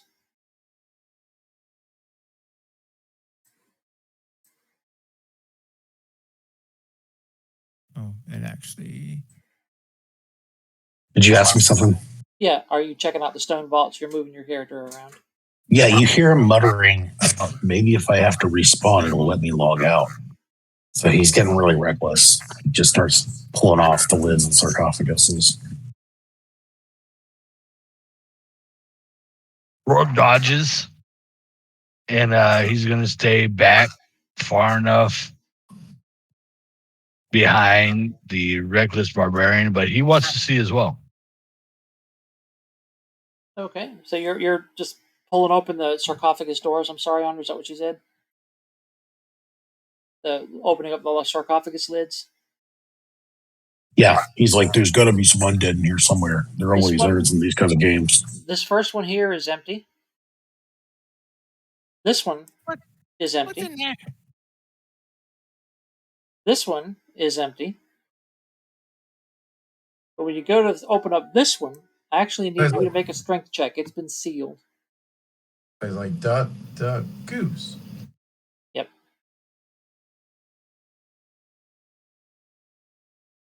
So throw me a strength check, Anders. Oh, do you want some help? Yeah. I mean, does a 4 not do it? Yeah, no, you got it. You can feel whoosh, there's like an inrush of air as you pop the seal on this vault. Throw the lid off. A nasty stink erupts out from the bottom of it. Not so bad that you have to make a vigor check or anything, but it does not smell good when you open it up. Inside there is the perfectly preserved body of a woman. Hands clutched to her breast in the classic death pose, eyes closed, and she is positively surrounded by coins. There are thousands of copper pieces all around her, and on top of her and everything. Does she move? Nope. All right, he doesn't care about the coins. He goes to the door. He says, I'll check it for traps. And he just tries to bust through it. Hey, I back up as he does that. Okay. Can Rourke Oh, yeah. investigate the copper and any possible reasons why? Whatever. I don't know what is it academic, it's a cult, what? Spellcasting. What are you trying to find out? Sorry. Any significance to burying a corpse in copper? I mean, you go ahead and make your occult check, yeah. You know how it is. You bust a chest open and you get coins. That's how it is in all the games. It's a loot drop. You're the one that broke that jeweled box. Ruin this. Drop a bony on it. Yeah, okay. I really need to get along. There you go, 5. Okay. I mean, there are some cultures that you bury the dead with some of the treasures they had in life, or even in others where you can, you would bury the dead with coins to pay the person who's going to carry them to the afterlife, kind of like Charon in Greek myth or whatever. But as far as burying someone with this much wealth, maybe she was just trying to take it with her.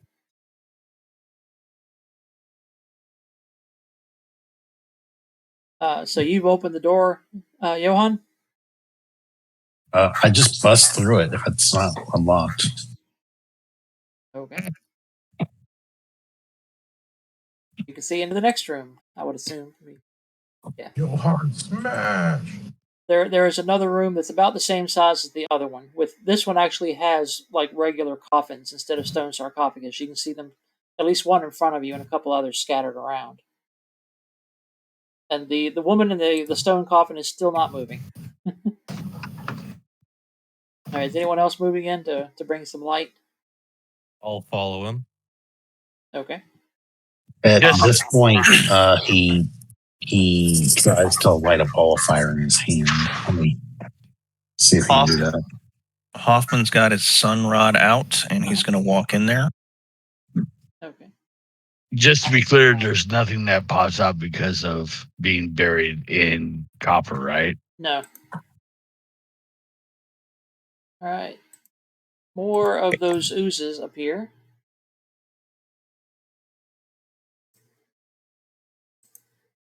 Johan roars and charges them with the ball of fire in his hand.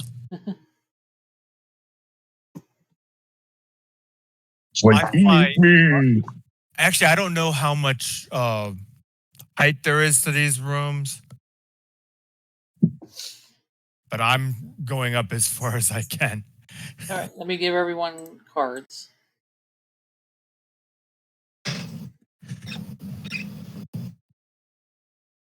Turn. Deal 1 card to turn order. Flip. I'm getting my groove back on this. I'm figuring it out. There you go. It's been a long time since I've run anything on Roll20, so it took me a minute to get back in the groove. Oh, and they get an Ace of Hearts. They go first. They're on there twice. Yeah. Oh, I must have accidentally hit one. I'll delete I'm on there twice, too. They get Ace of Hearts. They go first. All right, so this one slurps forward and tries to absorb Johan. But he's a big boy. He's quite a mouthful. Let's see how this goes.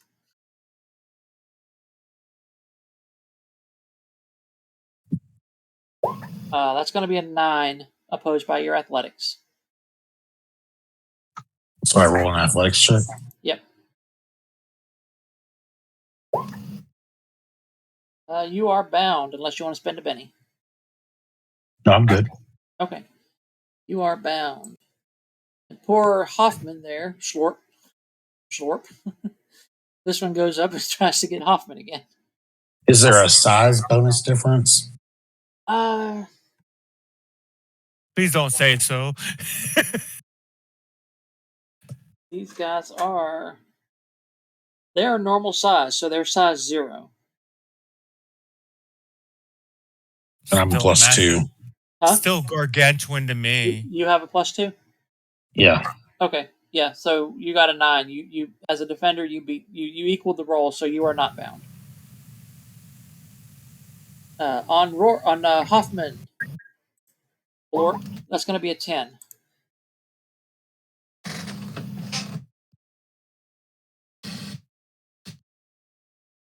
So give me an athletics check. An 8. You're bound again. Yep. And once more, Egan. I'm size 2 as Egan, well, so it's I'm possible that okay. It's possible that he still has Sanctuary on. You never cast it on me. Didn't I It cast doesn't it on matter you? anyway. No, he cast Sanctuary on you. Anything that would try to attack you would have to make a spirit check or not be able to. Oh, I thought he cast that on Hoffman. No. So let me make this roll first. It does not attack you. It kind of holds back. Okay. Woohoo! Finally, something I did worked. Hey, I've had things work. It's just today my rolls went south. Rourke with the Queen of Spades. You see- Queen of Spades. Yeah. Okay. So is there one on Malkeith? There's Hoffman is engulfed, but Johann and Yegan are not. Well, Hoffman's not engulfed; he's bound as far as the rules term goes. All right. So there's not one still up over here. No. All right. I'll go ahead and shoot at the one closest to him. The figure might still be there. Let me delete it just to avoid confusion. There you go. There you go. Thank you. No problem. And so Rourke will turn to Malekith and in a very exasperated tone. was These that? mindless creatures Oh. that only seem to attack. And he starts complaining about If that's a hindrance, go on ahead and give yourself a Benny. For the role it's not, but I think it probably should be a quirk. play. It reminds me of the guy you played in the Drakkenheim game. Wait, that one has been mentioned before, but I can't remember it offhand. I don't think you were in it. No, but I've heard it referred to. Oh, okay. All right, so are you just pontificating, Russ, or are you going to do something? Or Oh no, he's gonna go ahead and oh, okay, if you don't mind, I'm gonna add that as a quirk. okay.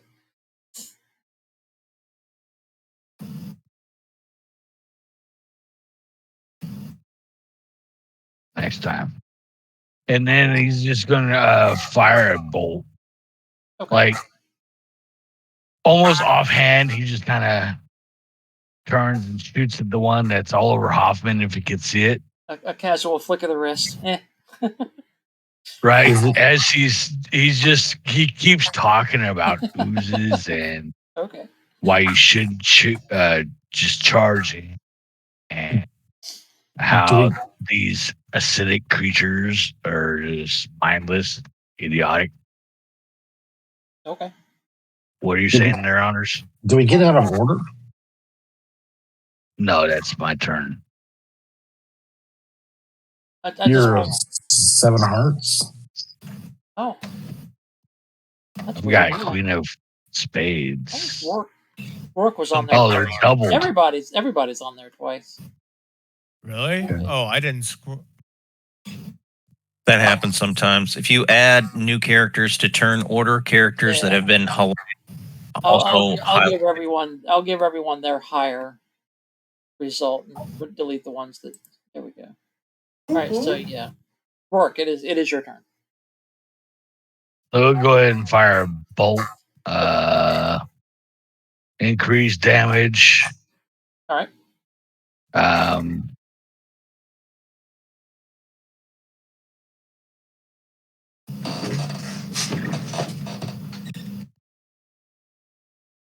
You know what? Just because he's talking shit, I'm gonna go ahead and do a greater bolt, Okay. and then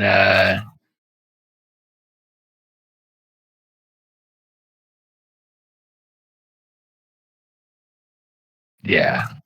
So it'll be a bolt of cold. Okay. It's an ice bolt, so that it will slow. Okay. Every NPC's downfall. Talking shit. For Ain't that the truth? 1, so 6 fire points on this bolt. Wow. Okay. Expensive bolt. Right? Don't they start at 1? I can't remember. Yep. Yes. He's putting a bunch of bells and whistles on it. I see. Hit with a raise. So that's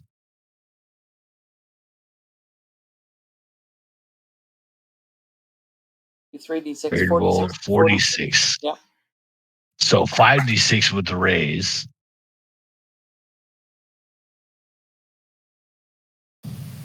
Both normally 2d6. You put greater on there, that's 2d6, right?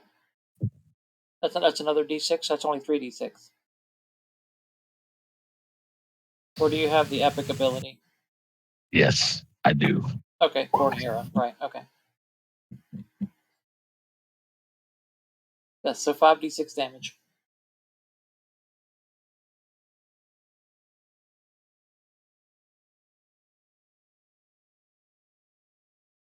And were we blessed or something? Do what? No, never mind. No, All right. no. Yegan has Sanctuary cast on him. All right. 14, Kablam. 16. That's 16 damage. Yeah, I'll take it. You're not gonna. You got. Is that it then? Yeah.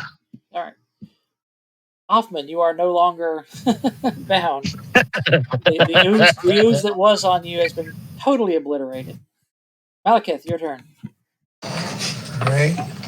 I guess because the one that was engulfing him is gone. You said.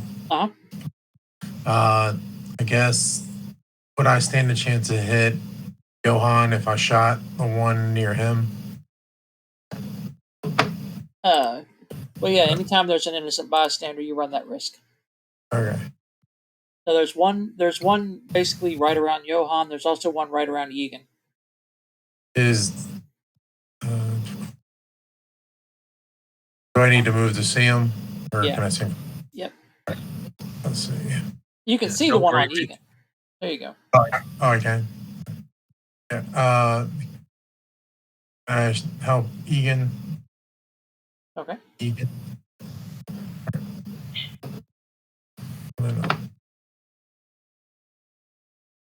Getting used to rolling off the character sheet, but I like it.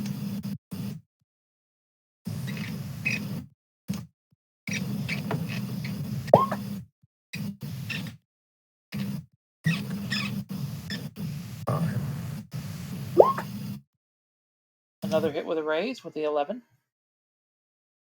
Okay. Oh, That's going to be 7 damage.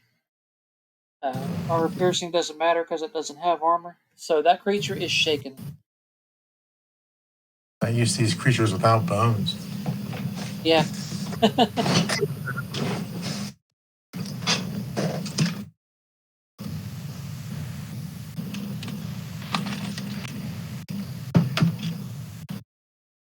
All right, let me get my shaken logo on the. Yeah, 1 in 72 chance of hitting him. Johan, your turn. There's an ooze all up in your business, and there's an ooze that looks like it wants to avoid Yegan's business. All right. I just start slapping it with the fire in my hand. Hand fire. Roll your damage. Roll your hit. So you have light. You have a light source now, Anders. Yeah, I cast Okay. manipulate elements like a little while ago, Sure, no problem. and I made a success on it. Do I? There you go. You're now My- light. Do I roll my casting roll, or do I roll? What do I roll to hit with this? Well, you're smacking with a fire that's on your hand. Yeah. Okay, that'll be a fighting roll. Okay. So do I get to add my unarmed damage to my fire damage? Yeah, I'll let you. Okay.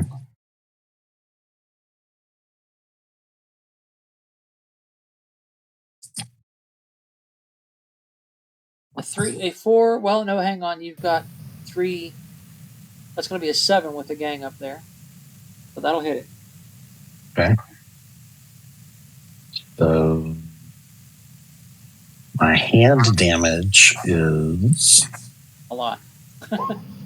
not that much, really. Strength plus D6, and then the fire damage is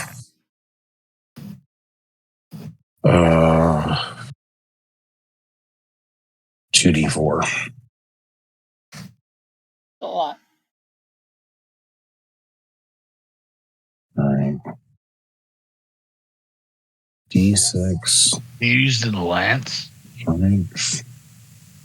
One, I don't think it two. actually do it anyways, but All right. 17 damage. Watching the Naked Gun and like where O.J. Simpson's just putting together that gun. Yeah. You know, it'll be like an artillery piece. All right.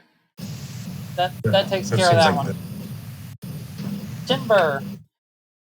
Okay. There's only one ooze left, and it's the one that's trying to avoid Egan.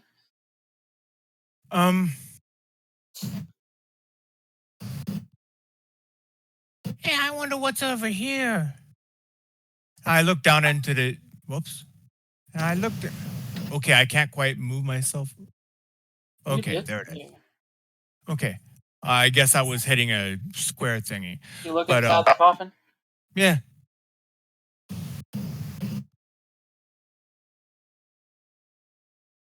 Let me see what's in here.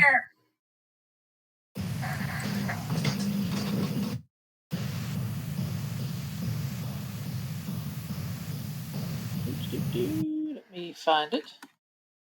Sorry for breaking up combat to do that, but I figured no combat actions I can really take and curious.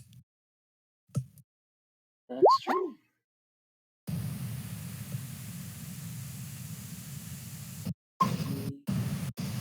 There we are.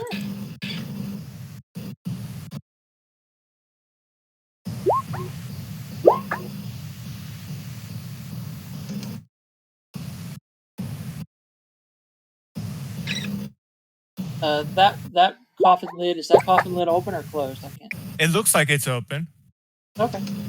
but or there are non-existent. several piles of bones and skulls are stacked up in that coffin. Oh, that's weird. So everybody just heard me say, "Wow, what is this?" And that is weird. Hoffman.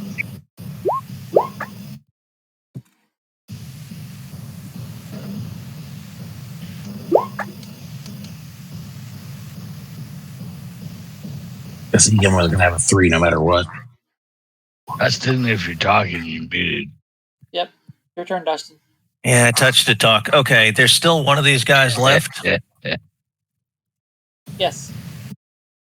All right. We're going to go with another selective blast. It seems to be trying to do its oozy best to avoid Egan at all costs.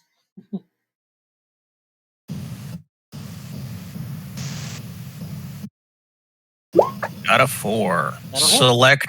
That is selective, so it'll be 3d6, and I'm not going to hurt my friends. Okay. 9. It is shaken. It was already shaken, so that takes care of it. Yep. Yay.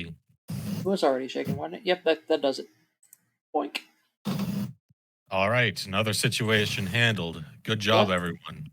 There are several coffins strewn about and stacked about in this room, and another door here. Oh, couldn't see that. Johan just starts moving through the room, flipping coffins over again. Alrighty.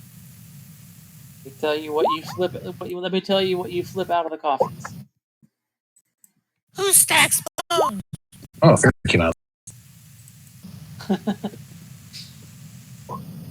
I didn't come from a coffin. At least it was a live fairy. It's like a pixie from Zelda. Oh, really? I'm not a one-up, you know. Hey, listen. Oh, there. You got life. Oh, yeah, I forgot about those. Yeah. Catch you in Hello, jar. Isn't somebody here playing a goblin or a gnome or something? You can buy equipment for There are no Hoffman. gnomes in this party. But if you go up to him, you can buy an upgraded wooden sword. One coffin you flip up, Johann, a bunch of bugs fly out. Flies and maggots and other sorts of other nasty creatures. Another coffin is full of coins that spill out and clinkle and tinkle across the floor when you flip it open. Another coffin you flip up is filled with weapons, most of them rusted with age and useless. Just wait for you to say full of vampires.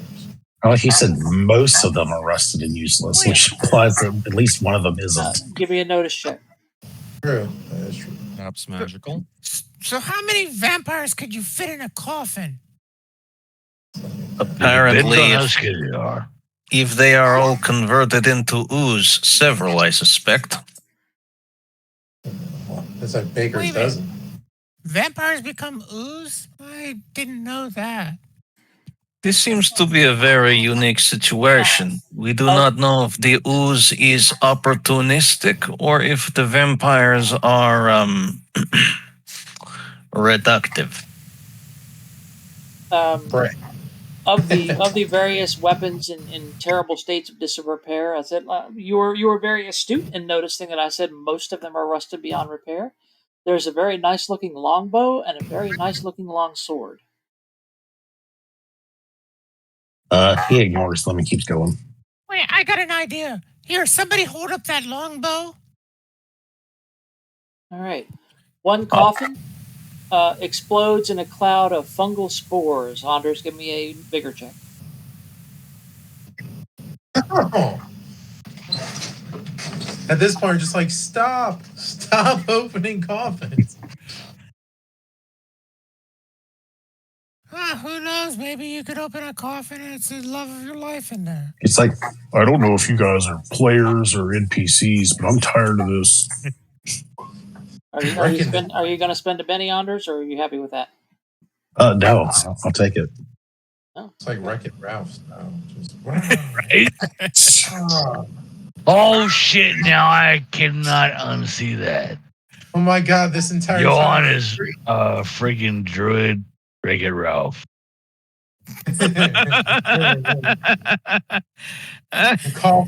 Coffins are his trigger. What a wreck it! Wreck 'em. To be honest, I never saw that. Oh, do push-ups. Anders, Thanks. you immediately, basically, you get a big snootful of the nasty viral spores or fungal spores that spill out. You are now prone to furious fits of coughing. Your eyes are watering up. So basically, take a level of fatigue. Sounds a lot like COVID. I had a sore. Never mind. Like I'm not even gonna do it. So last coffin. You see him slowing down as he gets the last coffin and flips it over. Coffin while he's flipping coffins. I see what you did there. The coffin. Yeah. This last thought- coffin, propped you're up better than inside that, this Rick. coffin, held in place by a swaddling of moldy green velvet, is a human skeleton, completely dry and devoid of all fleshy remains. In nearly every aspect, the skeleton appears normal. However, held within the skeleton's rib cage, as if the bones themselves were a bird cage, is a small wren with pale blue wings. It flutters quite normally, as if completely unperturbed by its weird condition. That's a predicament. That gives Johan some pause. I think he just found the white rabbit in the Matrix.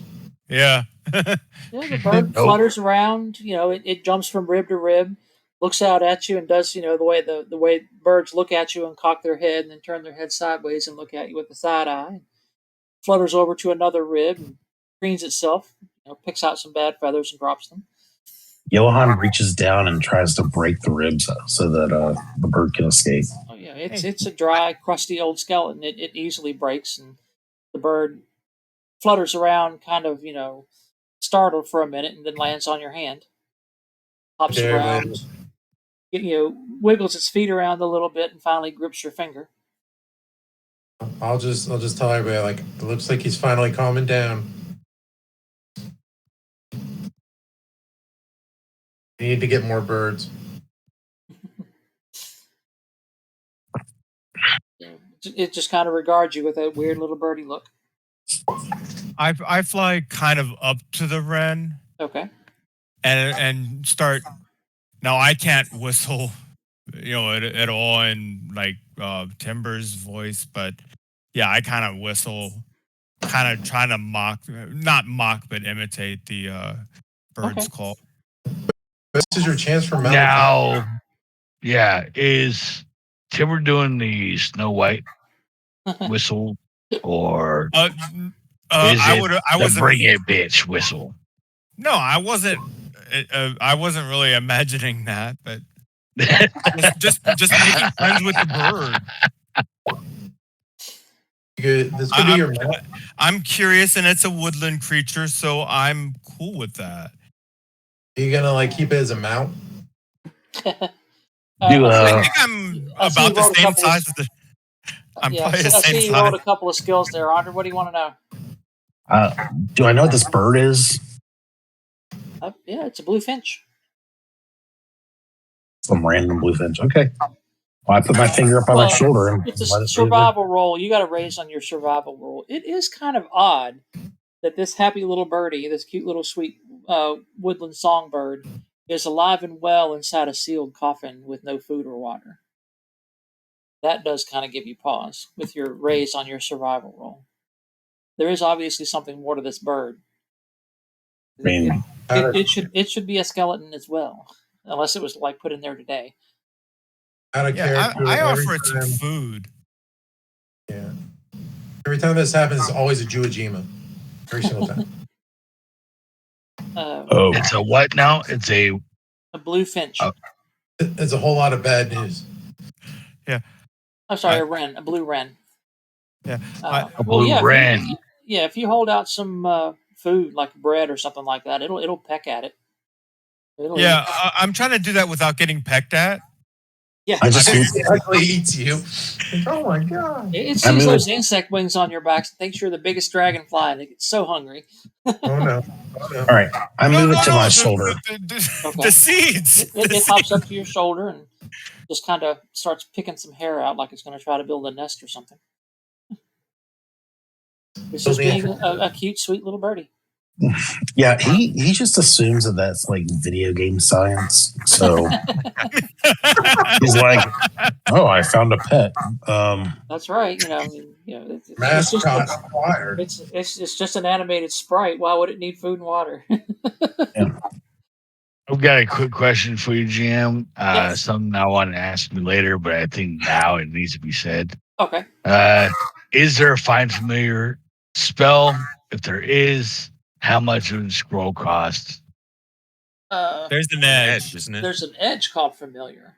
I don't know if there's a power. I mean, you should just say the edge, or it replaces it over and over again. Yeah, I think I get that, but the thing is that if you have scrolls for all these powers, right? Yeah. And find familiar is a one-time thing, generally for D&D, right? Well, this doesn't work like D&D. Yeah. Correct. Absolutely. Absolutely. With the familiar. What I'm saying is. Go ahead. Oh, sorry, Jim. You first. I was just saying, with familiar edge, if your familiar dies, you don't lose the benefit of the edge. You would attract another familiar. Right. There would be the difference between a find familiar and a familiar edge, right? Yeah. There isn't a find familiar type power. Right. So I'm asking if perhaps it could be a scroll of the like, something you're not going to memorize because you only need to use it once or twice, right? The only thing that I that even comes close is the heroic power. Except there is familiar. there is familiar, there is Beastmaster, there are other options. Yeah, I don't think that's something that would be put on a scroll. No, okay. It's an edge. Right, to have it be able to come back, right? Yeah. But if you weren't, if it was a one-time thing, like then it would just be summon animal, and it would last for however many rounds the power point you would use. exactly, it wouldn't be a familiar. Right. So I'm wondering if there might be some midway in there. You know what I mean? Yeah, I mean, you can get a scroll of summon animal that's been like a bunch of power points have been put into it, so it lasts longer, but not forever. Well, that's the problem, right? Yeah, if you get a familiar, you want it to live there isn't until something you're asking about now. right. So that's why I'm asking. If there's something you do like to find a familiar. I mean, Instead of certain spending magic, maybe not a scroll, but certain magic items can give you an edge. So that might be something. Maybe there's a feather, a bird feather that gives you the familiar edge within. We can look into that. Could we, as a yes and. If anybody has the beast friend edge, could we use that, or the beast friend power? Could we use that to pull it along until we reach an advance, and then he could spend the advance on a familiar? Oh yeah, absolutely.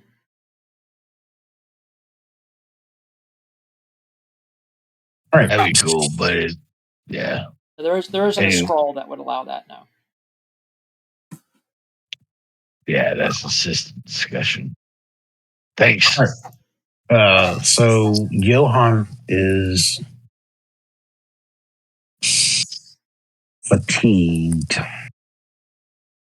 but he really wants to get out of here, so he just busts through the next door like the Kool-Aid Man.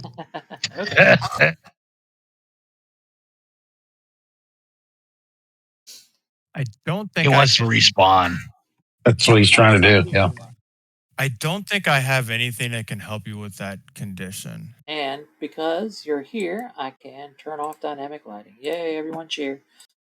Nice. And they ate Robin's minstrels. You're now free to move about the map.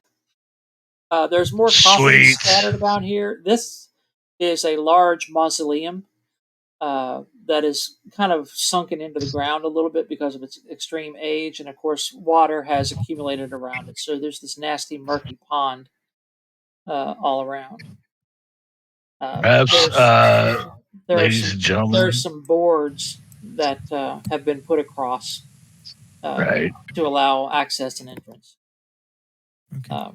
Are we outside, or yes, where are we? You are outside. You can see there's that weird ever. Yeah, it's because you guys left in the morning. Okay. So it's still, it's probably not even noon, not even lunchtime yet. Okay. You can see a pale orb of the sun overhead, but there is this ever-present kind of eerie, dank mist everywhere. And as the door opens and you actually come back out into the free air again, everywhere around you are like tombstones, mausoleums, just kind of going back as far as the eye can see until they disappear into that mist. There's weird screams way off in the distance that because of the mist you can't quite tell where it's coming from.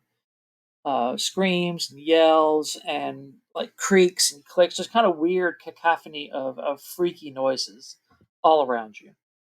And of course, there are more coffins scattered around here. These are all empty and broken open. Okay,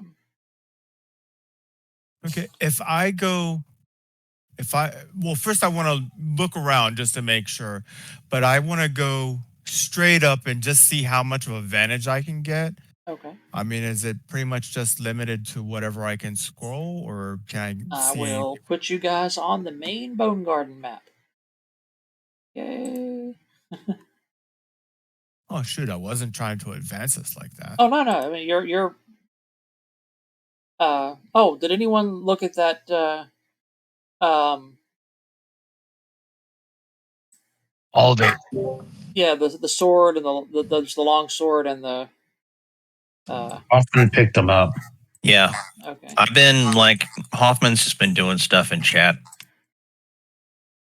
And Rourke's been checking out everything. Like, obviously, this requires investigation because the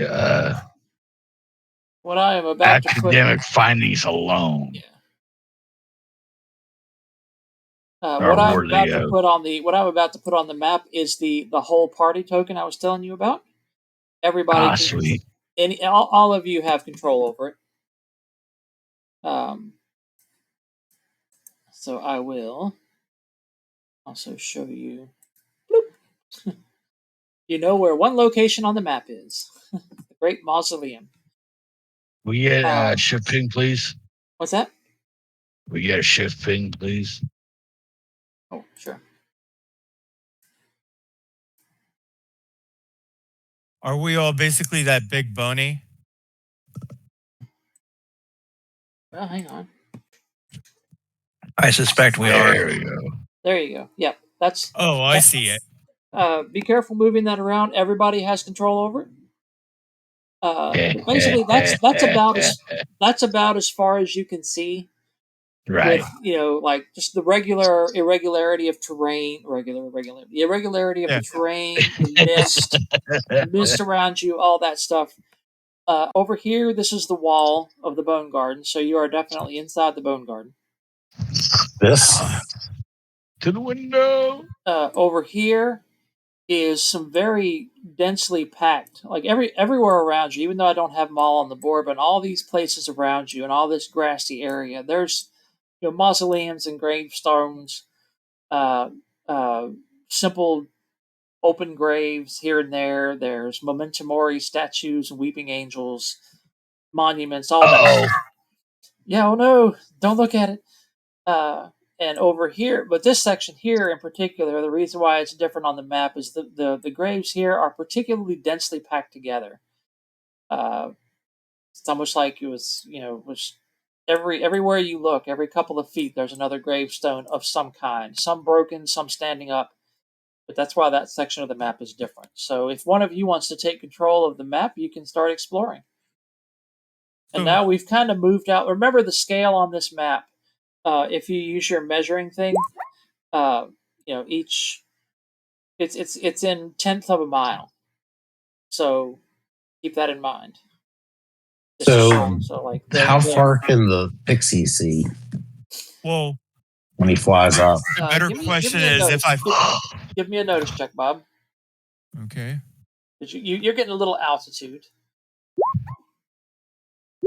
Actually, an 11, but I suspect the miss is going to stop me. And also, we're really close to it. If it's a dome, that's probably also going to limit me. I will move the thing around to give you a little to give you a little bit more of a view. So this is the extent of like maybe your pixie vision. Okay. Can everyone see? Yes. Everything expanded. Okay, I just want to make sure everything's working right for everyone. And these are all graves, not just the. Yeah. There's graves. Obviously, there's graves everywhere, but these graves in particular are particularly tightly packed together, and there's no grass growing in there, as you can see. Yeah. So I can confirm that the wall is actually a dome. Yeah, if you fly up, yes, you will hit it. Okay. Believe me, I'm being careful about it. Sure. I come down and I report, which gives the party the map. You know that the entrance is probably in this direction. The gates where you killed those two creatures last week or last time. Let's go that way. I don't think we're going to be able to get out that way. This actually seems to be a dome. Are new bodies brought into the Bone Garden? Many. However, I believe it is a one-way trip, which would suggest there would be a stockpile at the gate. This is a weird question. I was kind of brought into the vicinity by a caster who summoned me. I wonder if I could be summoned out of the Bone Garden. We would need to find a method of reaching a summoner that could call upon you. Which brings an interesting question. Well, actually, I Is would kind of rather not be summoned all that much because they kind of have they kind of get you bound to an extent. I understand the dilemma, Mr. Pixie. You must understand my train of thought. You see, I am thinking this. If you can be summoned from plane magically there must be a way to open the door, yes, no? One would think, but Indeed. I would have to It go would and talk to my teachers to even talk about like realms. I mean, What were those things to either side of the door of the mausoleum? They are gargoyle statues. They don't fight or anything. They don't attack us. They don't seem to be. but has What anyone Does this heard of a strike his mage called Alistair? No, sorry, doesn't ring a bell. Oh, well, I'm looking for him. What I am saying is that a magical method, a sorcerer, a summoner, a death cleric, one of these would probably have a method. How else is this area maintained without someone that has a magical key? We must find this magical key holder. that I don't know. predicates upon an assumption.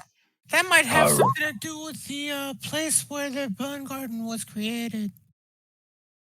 Indeed.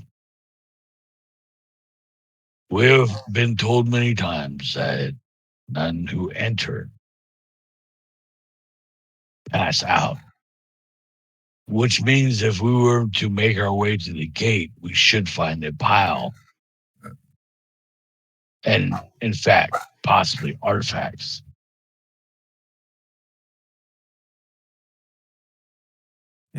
I will actually alight onto someone's shoulder because I'm interested in what's going on around, but I'm just trying to rest. And free out in the clear air again, under some version of sunlight, the bird starts singing a little bit. Making Wait, are these normal birds? a Wait. happy little tune. What Okay. did the birds do again? It's just the bird that's on Johan's shoulder is just singing singing a little wren song. Oh, I was hoping you would repeat that.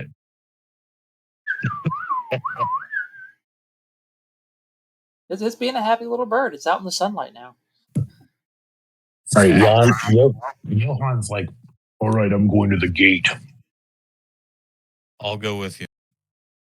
Yeah, sure. I suspect if we will find the entrance and the exit to this place, it is behooves us to go to the gate as well. Okay. Whoever At wants least to to control, collect the data. whoever wants to control the whole party token may do so. Like you decide amongst yourself who's going to do it, because it would be too many cooks spoiling the soup otherwise. Well, the No, gate's I this. think the gate is the other The gate's way. this way. Oh, If you okay. want to go to the gate.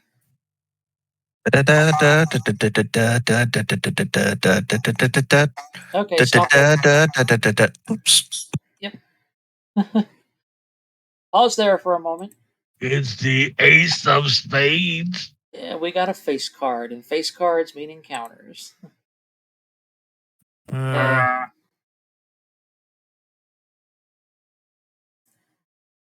Let's see what we got. Where is my random encounter table? Merchant.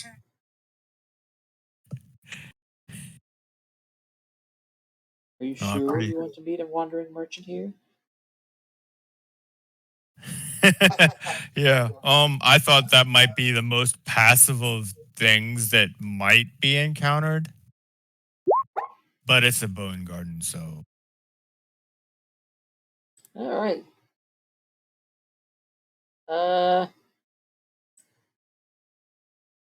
Somebody roll me a d12. non-exploding. Rick. I'm not the one you want Oh. to roll that. There you go.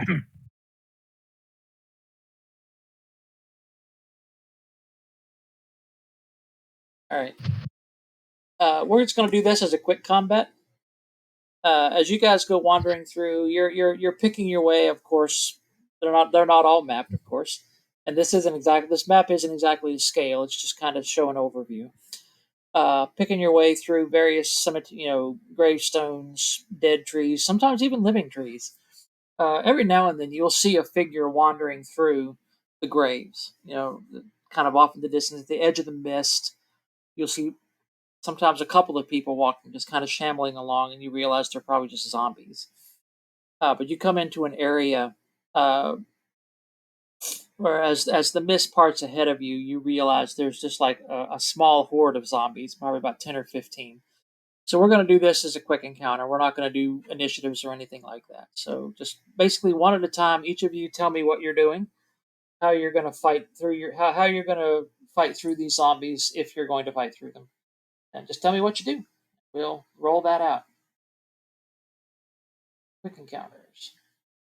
I'll make sure to stand between the zombies and any of our members that might be more susceptible to normal methods of attack. Did the zombies notice us? Just for the sake of a quick encounter, yeah. Okay, all right. Quick encounters in I know you're not familiar with Savage Worlds, so it's a fight that's not meant to be Big so it's not meant to be dragged out or anything. It's just quick narrative. It is weighted heavily in the character's favor, but sometimes if you roll bad, caca occurs. Bad things happen. Right. Johann is just going to try to bowl through them like a bull in a china shop. Okay, so basically you roll it. Basically, you pick a skill that you're going to use for this quick encounter, and you roll it. And based on what happens, you may come out with injuries. Who knows? We'll see. Didn't go well for Ant-Man and Marvel Zombies. That's true. Yeah, you're just kind of pushing your way through, ignoring them as a whole, knocking a bunch down. A couple of them are just so fragile that you knock their heads off with a raise on your athletics. So yeah, Johann is okay. Who else is doing something? You can choose whatever skill you want that would make sense in an encounter like this. Hoffman has got his clockwork wings. He's just going to fly above the zombies. So yours would be a well repair, I guess, since you use that for spell casting. Egan is laying left and right with his sword, chopping his way through. But yes. Chopping his way through the world today. Giving it all he's got. If a character fails, are you going to spend a Benny on that, or? Oh, sorry, flange mace. Yep. Right. I got a 7. Okay. With the spending of a Benny, you don't take any wounds. Yeah, you easily just leave them, fly over. I assume the same would be true for you, Bob. So make an athletics roll to fly. Yeah. Okay. Even though you normally wouldn't in a quick combat like this, there has to be some sort of skill check involved. So Gotcha. maybe you didn't quite fly high enough and a zombie grabs you, but no, you did. You're fine. Yeah. So that leaves Rourke and Malekith. Johann's like, where's the dead girl? She should just talk to them. She's technically with you. Oh, shoot. And you were right about what you said earlier, Luke. An ace is not a face card. I don't know why I said that, but it's fun to have an encounter anyway. So we'll roll with it. Shoot, I forgot to take intimidate. Okay. Well, okay. I'm sorry. Yeah, no, I was just gonna just for what I was supposed to. I'll just roll to try and pick off any of the ones on the outside or whatnot. Yeah, sure. Give me a shooting roll. See how many you can skewer with one arrow. Yeah. Boo! Oh.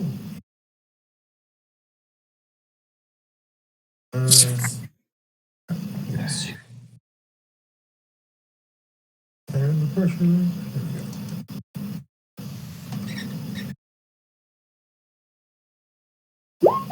Oh Lord. Oh, wasted Huh. that roll. Anyway, Power! oh yeah, you were having a great time. Target practice, hitting two zombies' heads together, shooting I was shooting told one. I could get the arrows afterwards. No, that's fine. You can get them. This is more of a narrative, Yeah. high adventure kind of thing. So you're Only fine. because I have just like, a finite amount. That's all. You that- obviously nope. you don't drop all of the zombies because it was kind of a bit of a horde, but you fight your way through them enough to get away from them that they're no longer a threat to you. So you guys can continue on your way. That would be a success with 6 raises. So could he kill 6 zombies with one But arrow? there's a cap to raises though, unless it's like a dramatic task, right? So you may continue on your way to the entrance. And of course, as you can see here, there's a big gaping hole in the wall. We've Where been to part one of thing it's like collapsed. that before, haven't we? Let's try to go out that hole real quick. Okay. Somebody wants to move the token. I'll get it. Okay. Go ahead and try to move through the hole. I cannot. You cannot.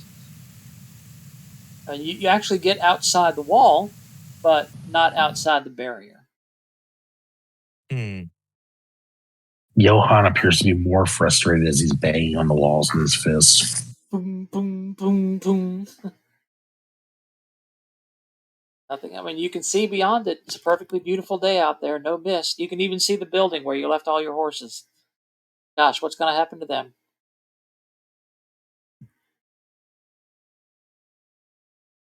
All right, so you may continue on your way to the entrance. Off to the east. Yep, right here.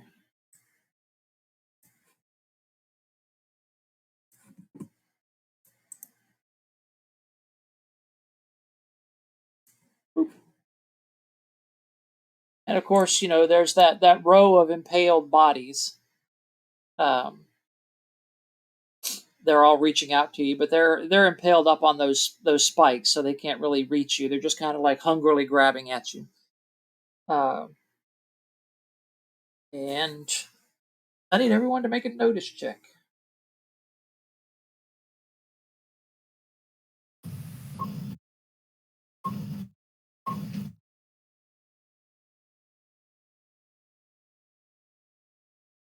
Oh yeah. Scrawled on the inside of one of the columns. Remember the how the front of it looks. Hang on, if I can. Where's my entrance picture?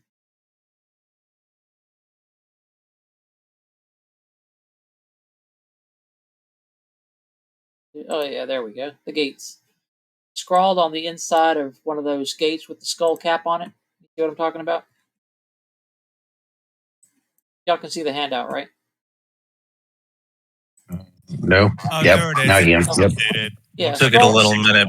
Yeah, scrawled on the inside of one of those columns that are holding up the gate is actual what you recognize as a very crudely drawn map of what appears to be the Bonegarden. Well, that's very nice. Hey, Is that within grasp of any of the spike zombies? No. And this I is what go you up see. and take it. Nothing is labeled, but this is basically what is drawn in a much more crude way than this. Of course, you know where the Great Mausoleum is. That's where you came from, and the entrance. This is the large mass grave area, as I was telling you about. This appears basically whatever this is. It's like drawn as a pit that they've sketched little skulls all inside of it, like an entire pit full of skulls. This appears to be an icon of a large tree. This and this are buildings of some kind, some sort of structures. Over here is a drawing of a rose. This appears to be a lake or a pond of some kind. You're not quite sure what it's supposed to represent, but there's like wiggly lines in it that usually represent water. This is a mausoleum. This is a throne that's been drawn on top of a hill. A weird black oval, and none of these are labeled, by the way. A weird black oval. Basically, what's drawn in this part here, if you guys can see that, is like broken up ground, like the earth has been disturbed in some way. Oddly enough, right here is a windmill. It's like a picture of a windmill.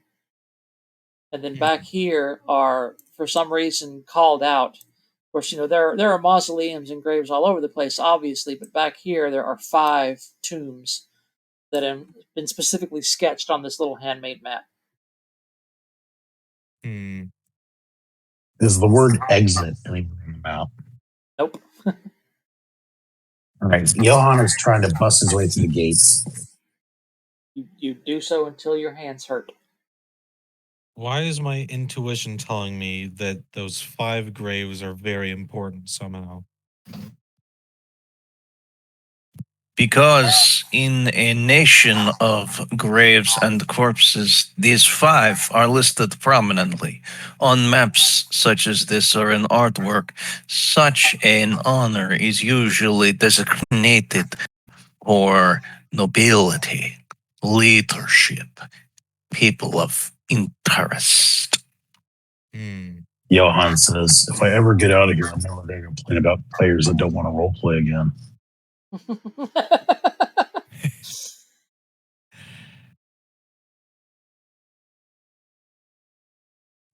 Well, if that's what makes you happy, then okay. Mr. Johan, please, here, have some of this special leaf. It will help you calm your nerves. Ooh,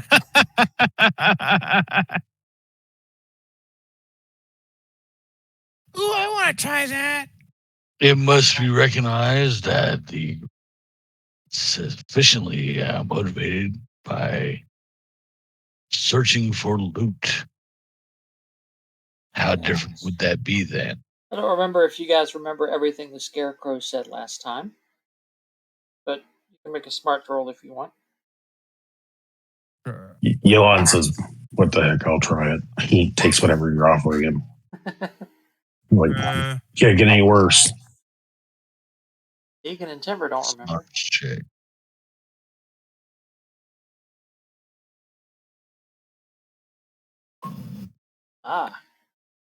Rourke remembers one of the things, now that you're seeing this map, is that, remember, beware the windmill of woe. Many a nightmare it has caused. And remember the icon, there's a drawing of a windmill. Wasn't there something also about the throne?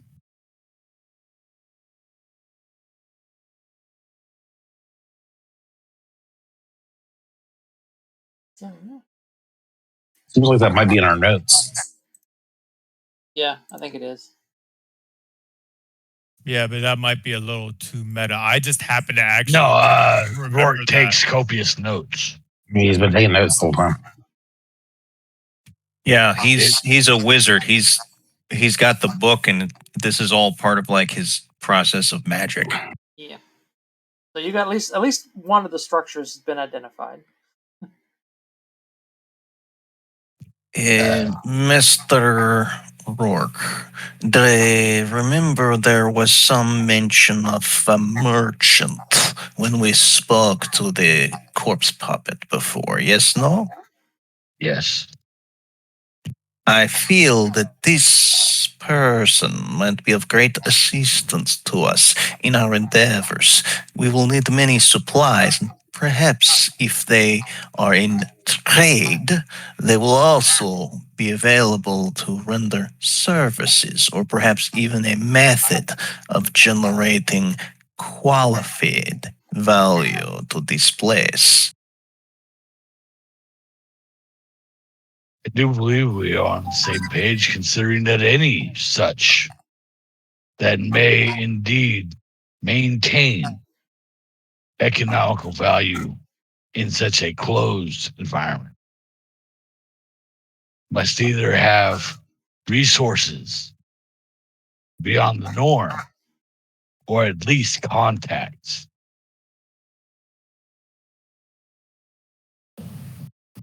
Johan's like, seriously, none of the rest of you are worried about not being able to get out of here. Nobody else is concerned they can't log out. You must understand, Mr. Johan, that I came here to save my love. I have risked much for this. My life can take a detour for a moment. If it were so easily bypassed, Mr. Johan, then the legends of the Bonegarden would not be as much, nor would the artifacts collected here. He's like, it's a game. Perhaps to you, sir. But for my academic studies, much more is needed. All games must have an objective, and those who play it must be willing to risk in order to win. Considering the history of this Bone Garden alone, there is much to be gained, if only for information. And that is disregarding all such artifacts and gear the like that may be found in the resting place of so many. Both the good and the bad have come here for generations. None have left, meaning all of everything they have come in with has only gone the one way. I would posit to you, sir, that this is an opportunity more than a trap. It's a game. If that is the case, then there's nothing to worry about.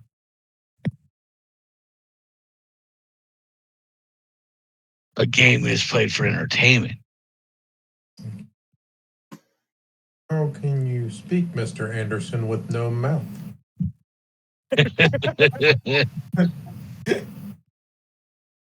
If entertainment is the only aspect that we may need to focus upon, would not then argue that we are just here to have fun? At that, you see Johan's pull a weapon out. Uh-oh. That's Hey, cool. Erica, I don't know how the passage of time has been, Mhm. but like, have I been able to rest for any of my power back? You get what is it? 5 points per hour. You haven't really had a chance to rest for a whole hour yet. Fair Yeah. enough. That's Fair also enough. why Rourke was asking about the ability to take a nap or some shit, Yeah. like take a break. Yeah, you this, wanna- this You want to stop here and hang out by the entrance columns for a while? You can do that. Yeah, Hoffman thinks it's a good idea. We need to like chill out and gather our and come up with a plan. Ooh. I like the way this goblin thinks. Look what I just drew. Plan of action. It would be much more beneficial to you Well, Probably bad for Well, than well, blindly slinging. we'll leave this on another cliffhanger. As Damn it. Suddenly, you hear the sound of like barking dogs and a whip cracking, and the sound of someone going, "Ha! Move along now, mush, mush. Go on, keep up, Sibano." If this is the end of the session, I'm going to spend my last Benny to get 5 power points for next time. Sure, no problem. yeah, same here. And you see this guy. Boop. Oh dear. Those are Okay. good. You see y'all can all see the handout. Yeah. Okay. Looks like they're out of horses. Is that the merchant? There's a coffin cart being drawn by wolves. The wolves do not look like they are alive anymore. They have the Is that Grandpa Adams milky running white behind? eyes, patches of fur missing, bones showing through. This guy has a big grin on his face as he's whipping his undead wolves along, yelling, telling them to mush, and yelling back at this poor guy, this kind of disabled individual here. As he's running along beside the cart to keep up, yelling at him, "Sabano, come faster, faster!" And as he sees you, his eyes brighten up, and he waves at you. "Good morrow, fellow travelers. Welcome to the Bonegarden. I'm the Midnight Peddler. May I interest you in some of my wares?" And as he pulls up to you, "Whoa, whoa," and stops his coffin cart. He gestures to the various treasures stowed away inside. And I do. Yeah. the individual, the little bald individual here that's been running along behind him, comes up to you and looks up at you and says, "Dog?" He says, "No, Sabano. Leave these poor men alone. They know nothing of your dog. They just arrived." And what were you going to say, Dustin? Sorry.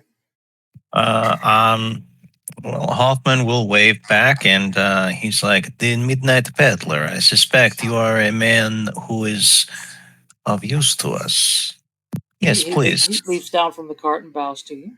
"At your service." And he gestures to the cart. Hoffman will return the bow, and he says, "I am Hoffman, goblin extraordinaire, tinkerer, and alchemist. And these are my friends. They are adventurers of sorts.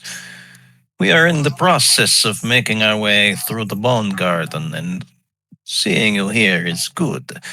Perhaps if you do not have always with the items, you are blessed with the information." Quite a bit about the Bonegarden, my friend. Nothing is without price. That's my motto. All depends on what you're willing to pay.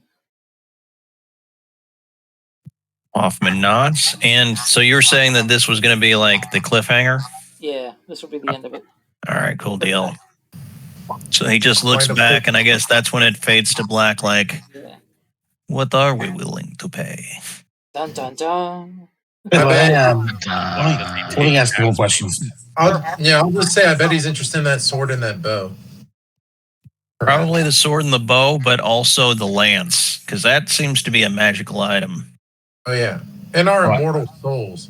That too. I would think the sword and the bow were magical since they were like not rotted or rusted like everything else. But let me ask you a question: am I poisoned or diseased? Yeah, you got a fungal poison. Basically, you've got Right. fatigue until you find some way to get cured. All right, I'm gonna use healing on myself to neutralize poison. Okay. Sense. Yeah, you're all right. There wasn't any penalties to roll, so a four will be enough. All right, and then I'll use my extra my extra 4 bennies to make sure I have enough power points next time. Sure, no problem. Oh, gee. Well, I hope everyone had a good time. Yeah. yeah. Definitely. So- Thank you. Thank you. Some of the mysteries of the Bonegarden are starting to unravel in front of you. Mm-hmm. Right? March to Um, our So next week, Dustin isn't running his game. No? Why not? Damn it, Uh, Jim. It's Crash City Con. I can't run it because I'll be running it there at the convention. Local What the convention. hell? A local convention here. So, Shit. but I will see some of you at Anders' house tomorrow, weather permitting. Otherwise, we'll see you on Discord. Hey, so where are we going to do the announcement as to whether we're doing it here or at I will Anders? send out a text. Right.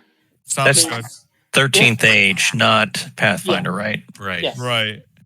Yeah. If the weather is bad, like if the hurricane weather hits us, we're just going to Discord. Otherwise, we'll be at Anders at 3:00. Hopefully it doesn't get to where we Yeah. can't do it at all because of power and stuff. Right. All See, right, well- y'all need to come out to the desert here and you can run around and get drunk. You only Hey, have to wait, worry about weren't you without 130 power degree earlier days. tonight? All right, I want to close everything down for roll 20 at least. So. Okay. So does that mean next Saturday everything's off because everybody's the Crash CityCon too? Well, not for me. I run a game at 8 o'clock, so if our regular game wraps at 7, I can make it. Yeah, but that doesn't give you any time to rest between games. That's all right. Okay, I mean, if you're willing to do it, that's cool. Yep. Hey, our regular game on Saturday is at 3. Yeah. I wouldn't be able to make it because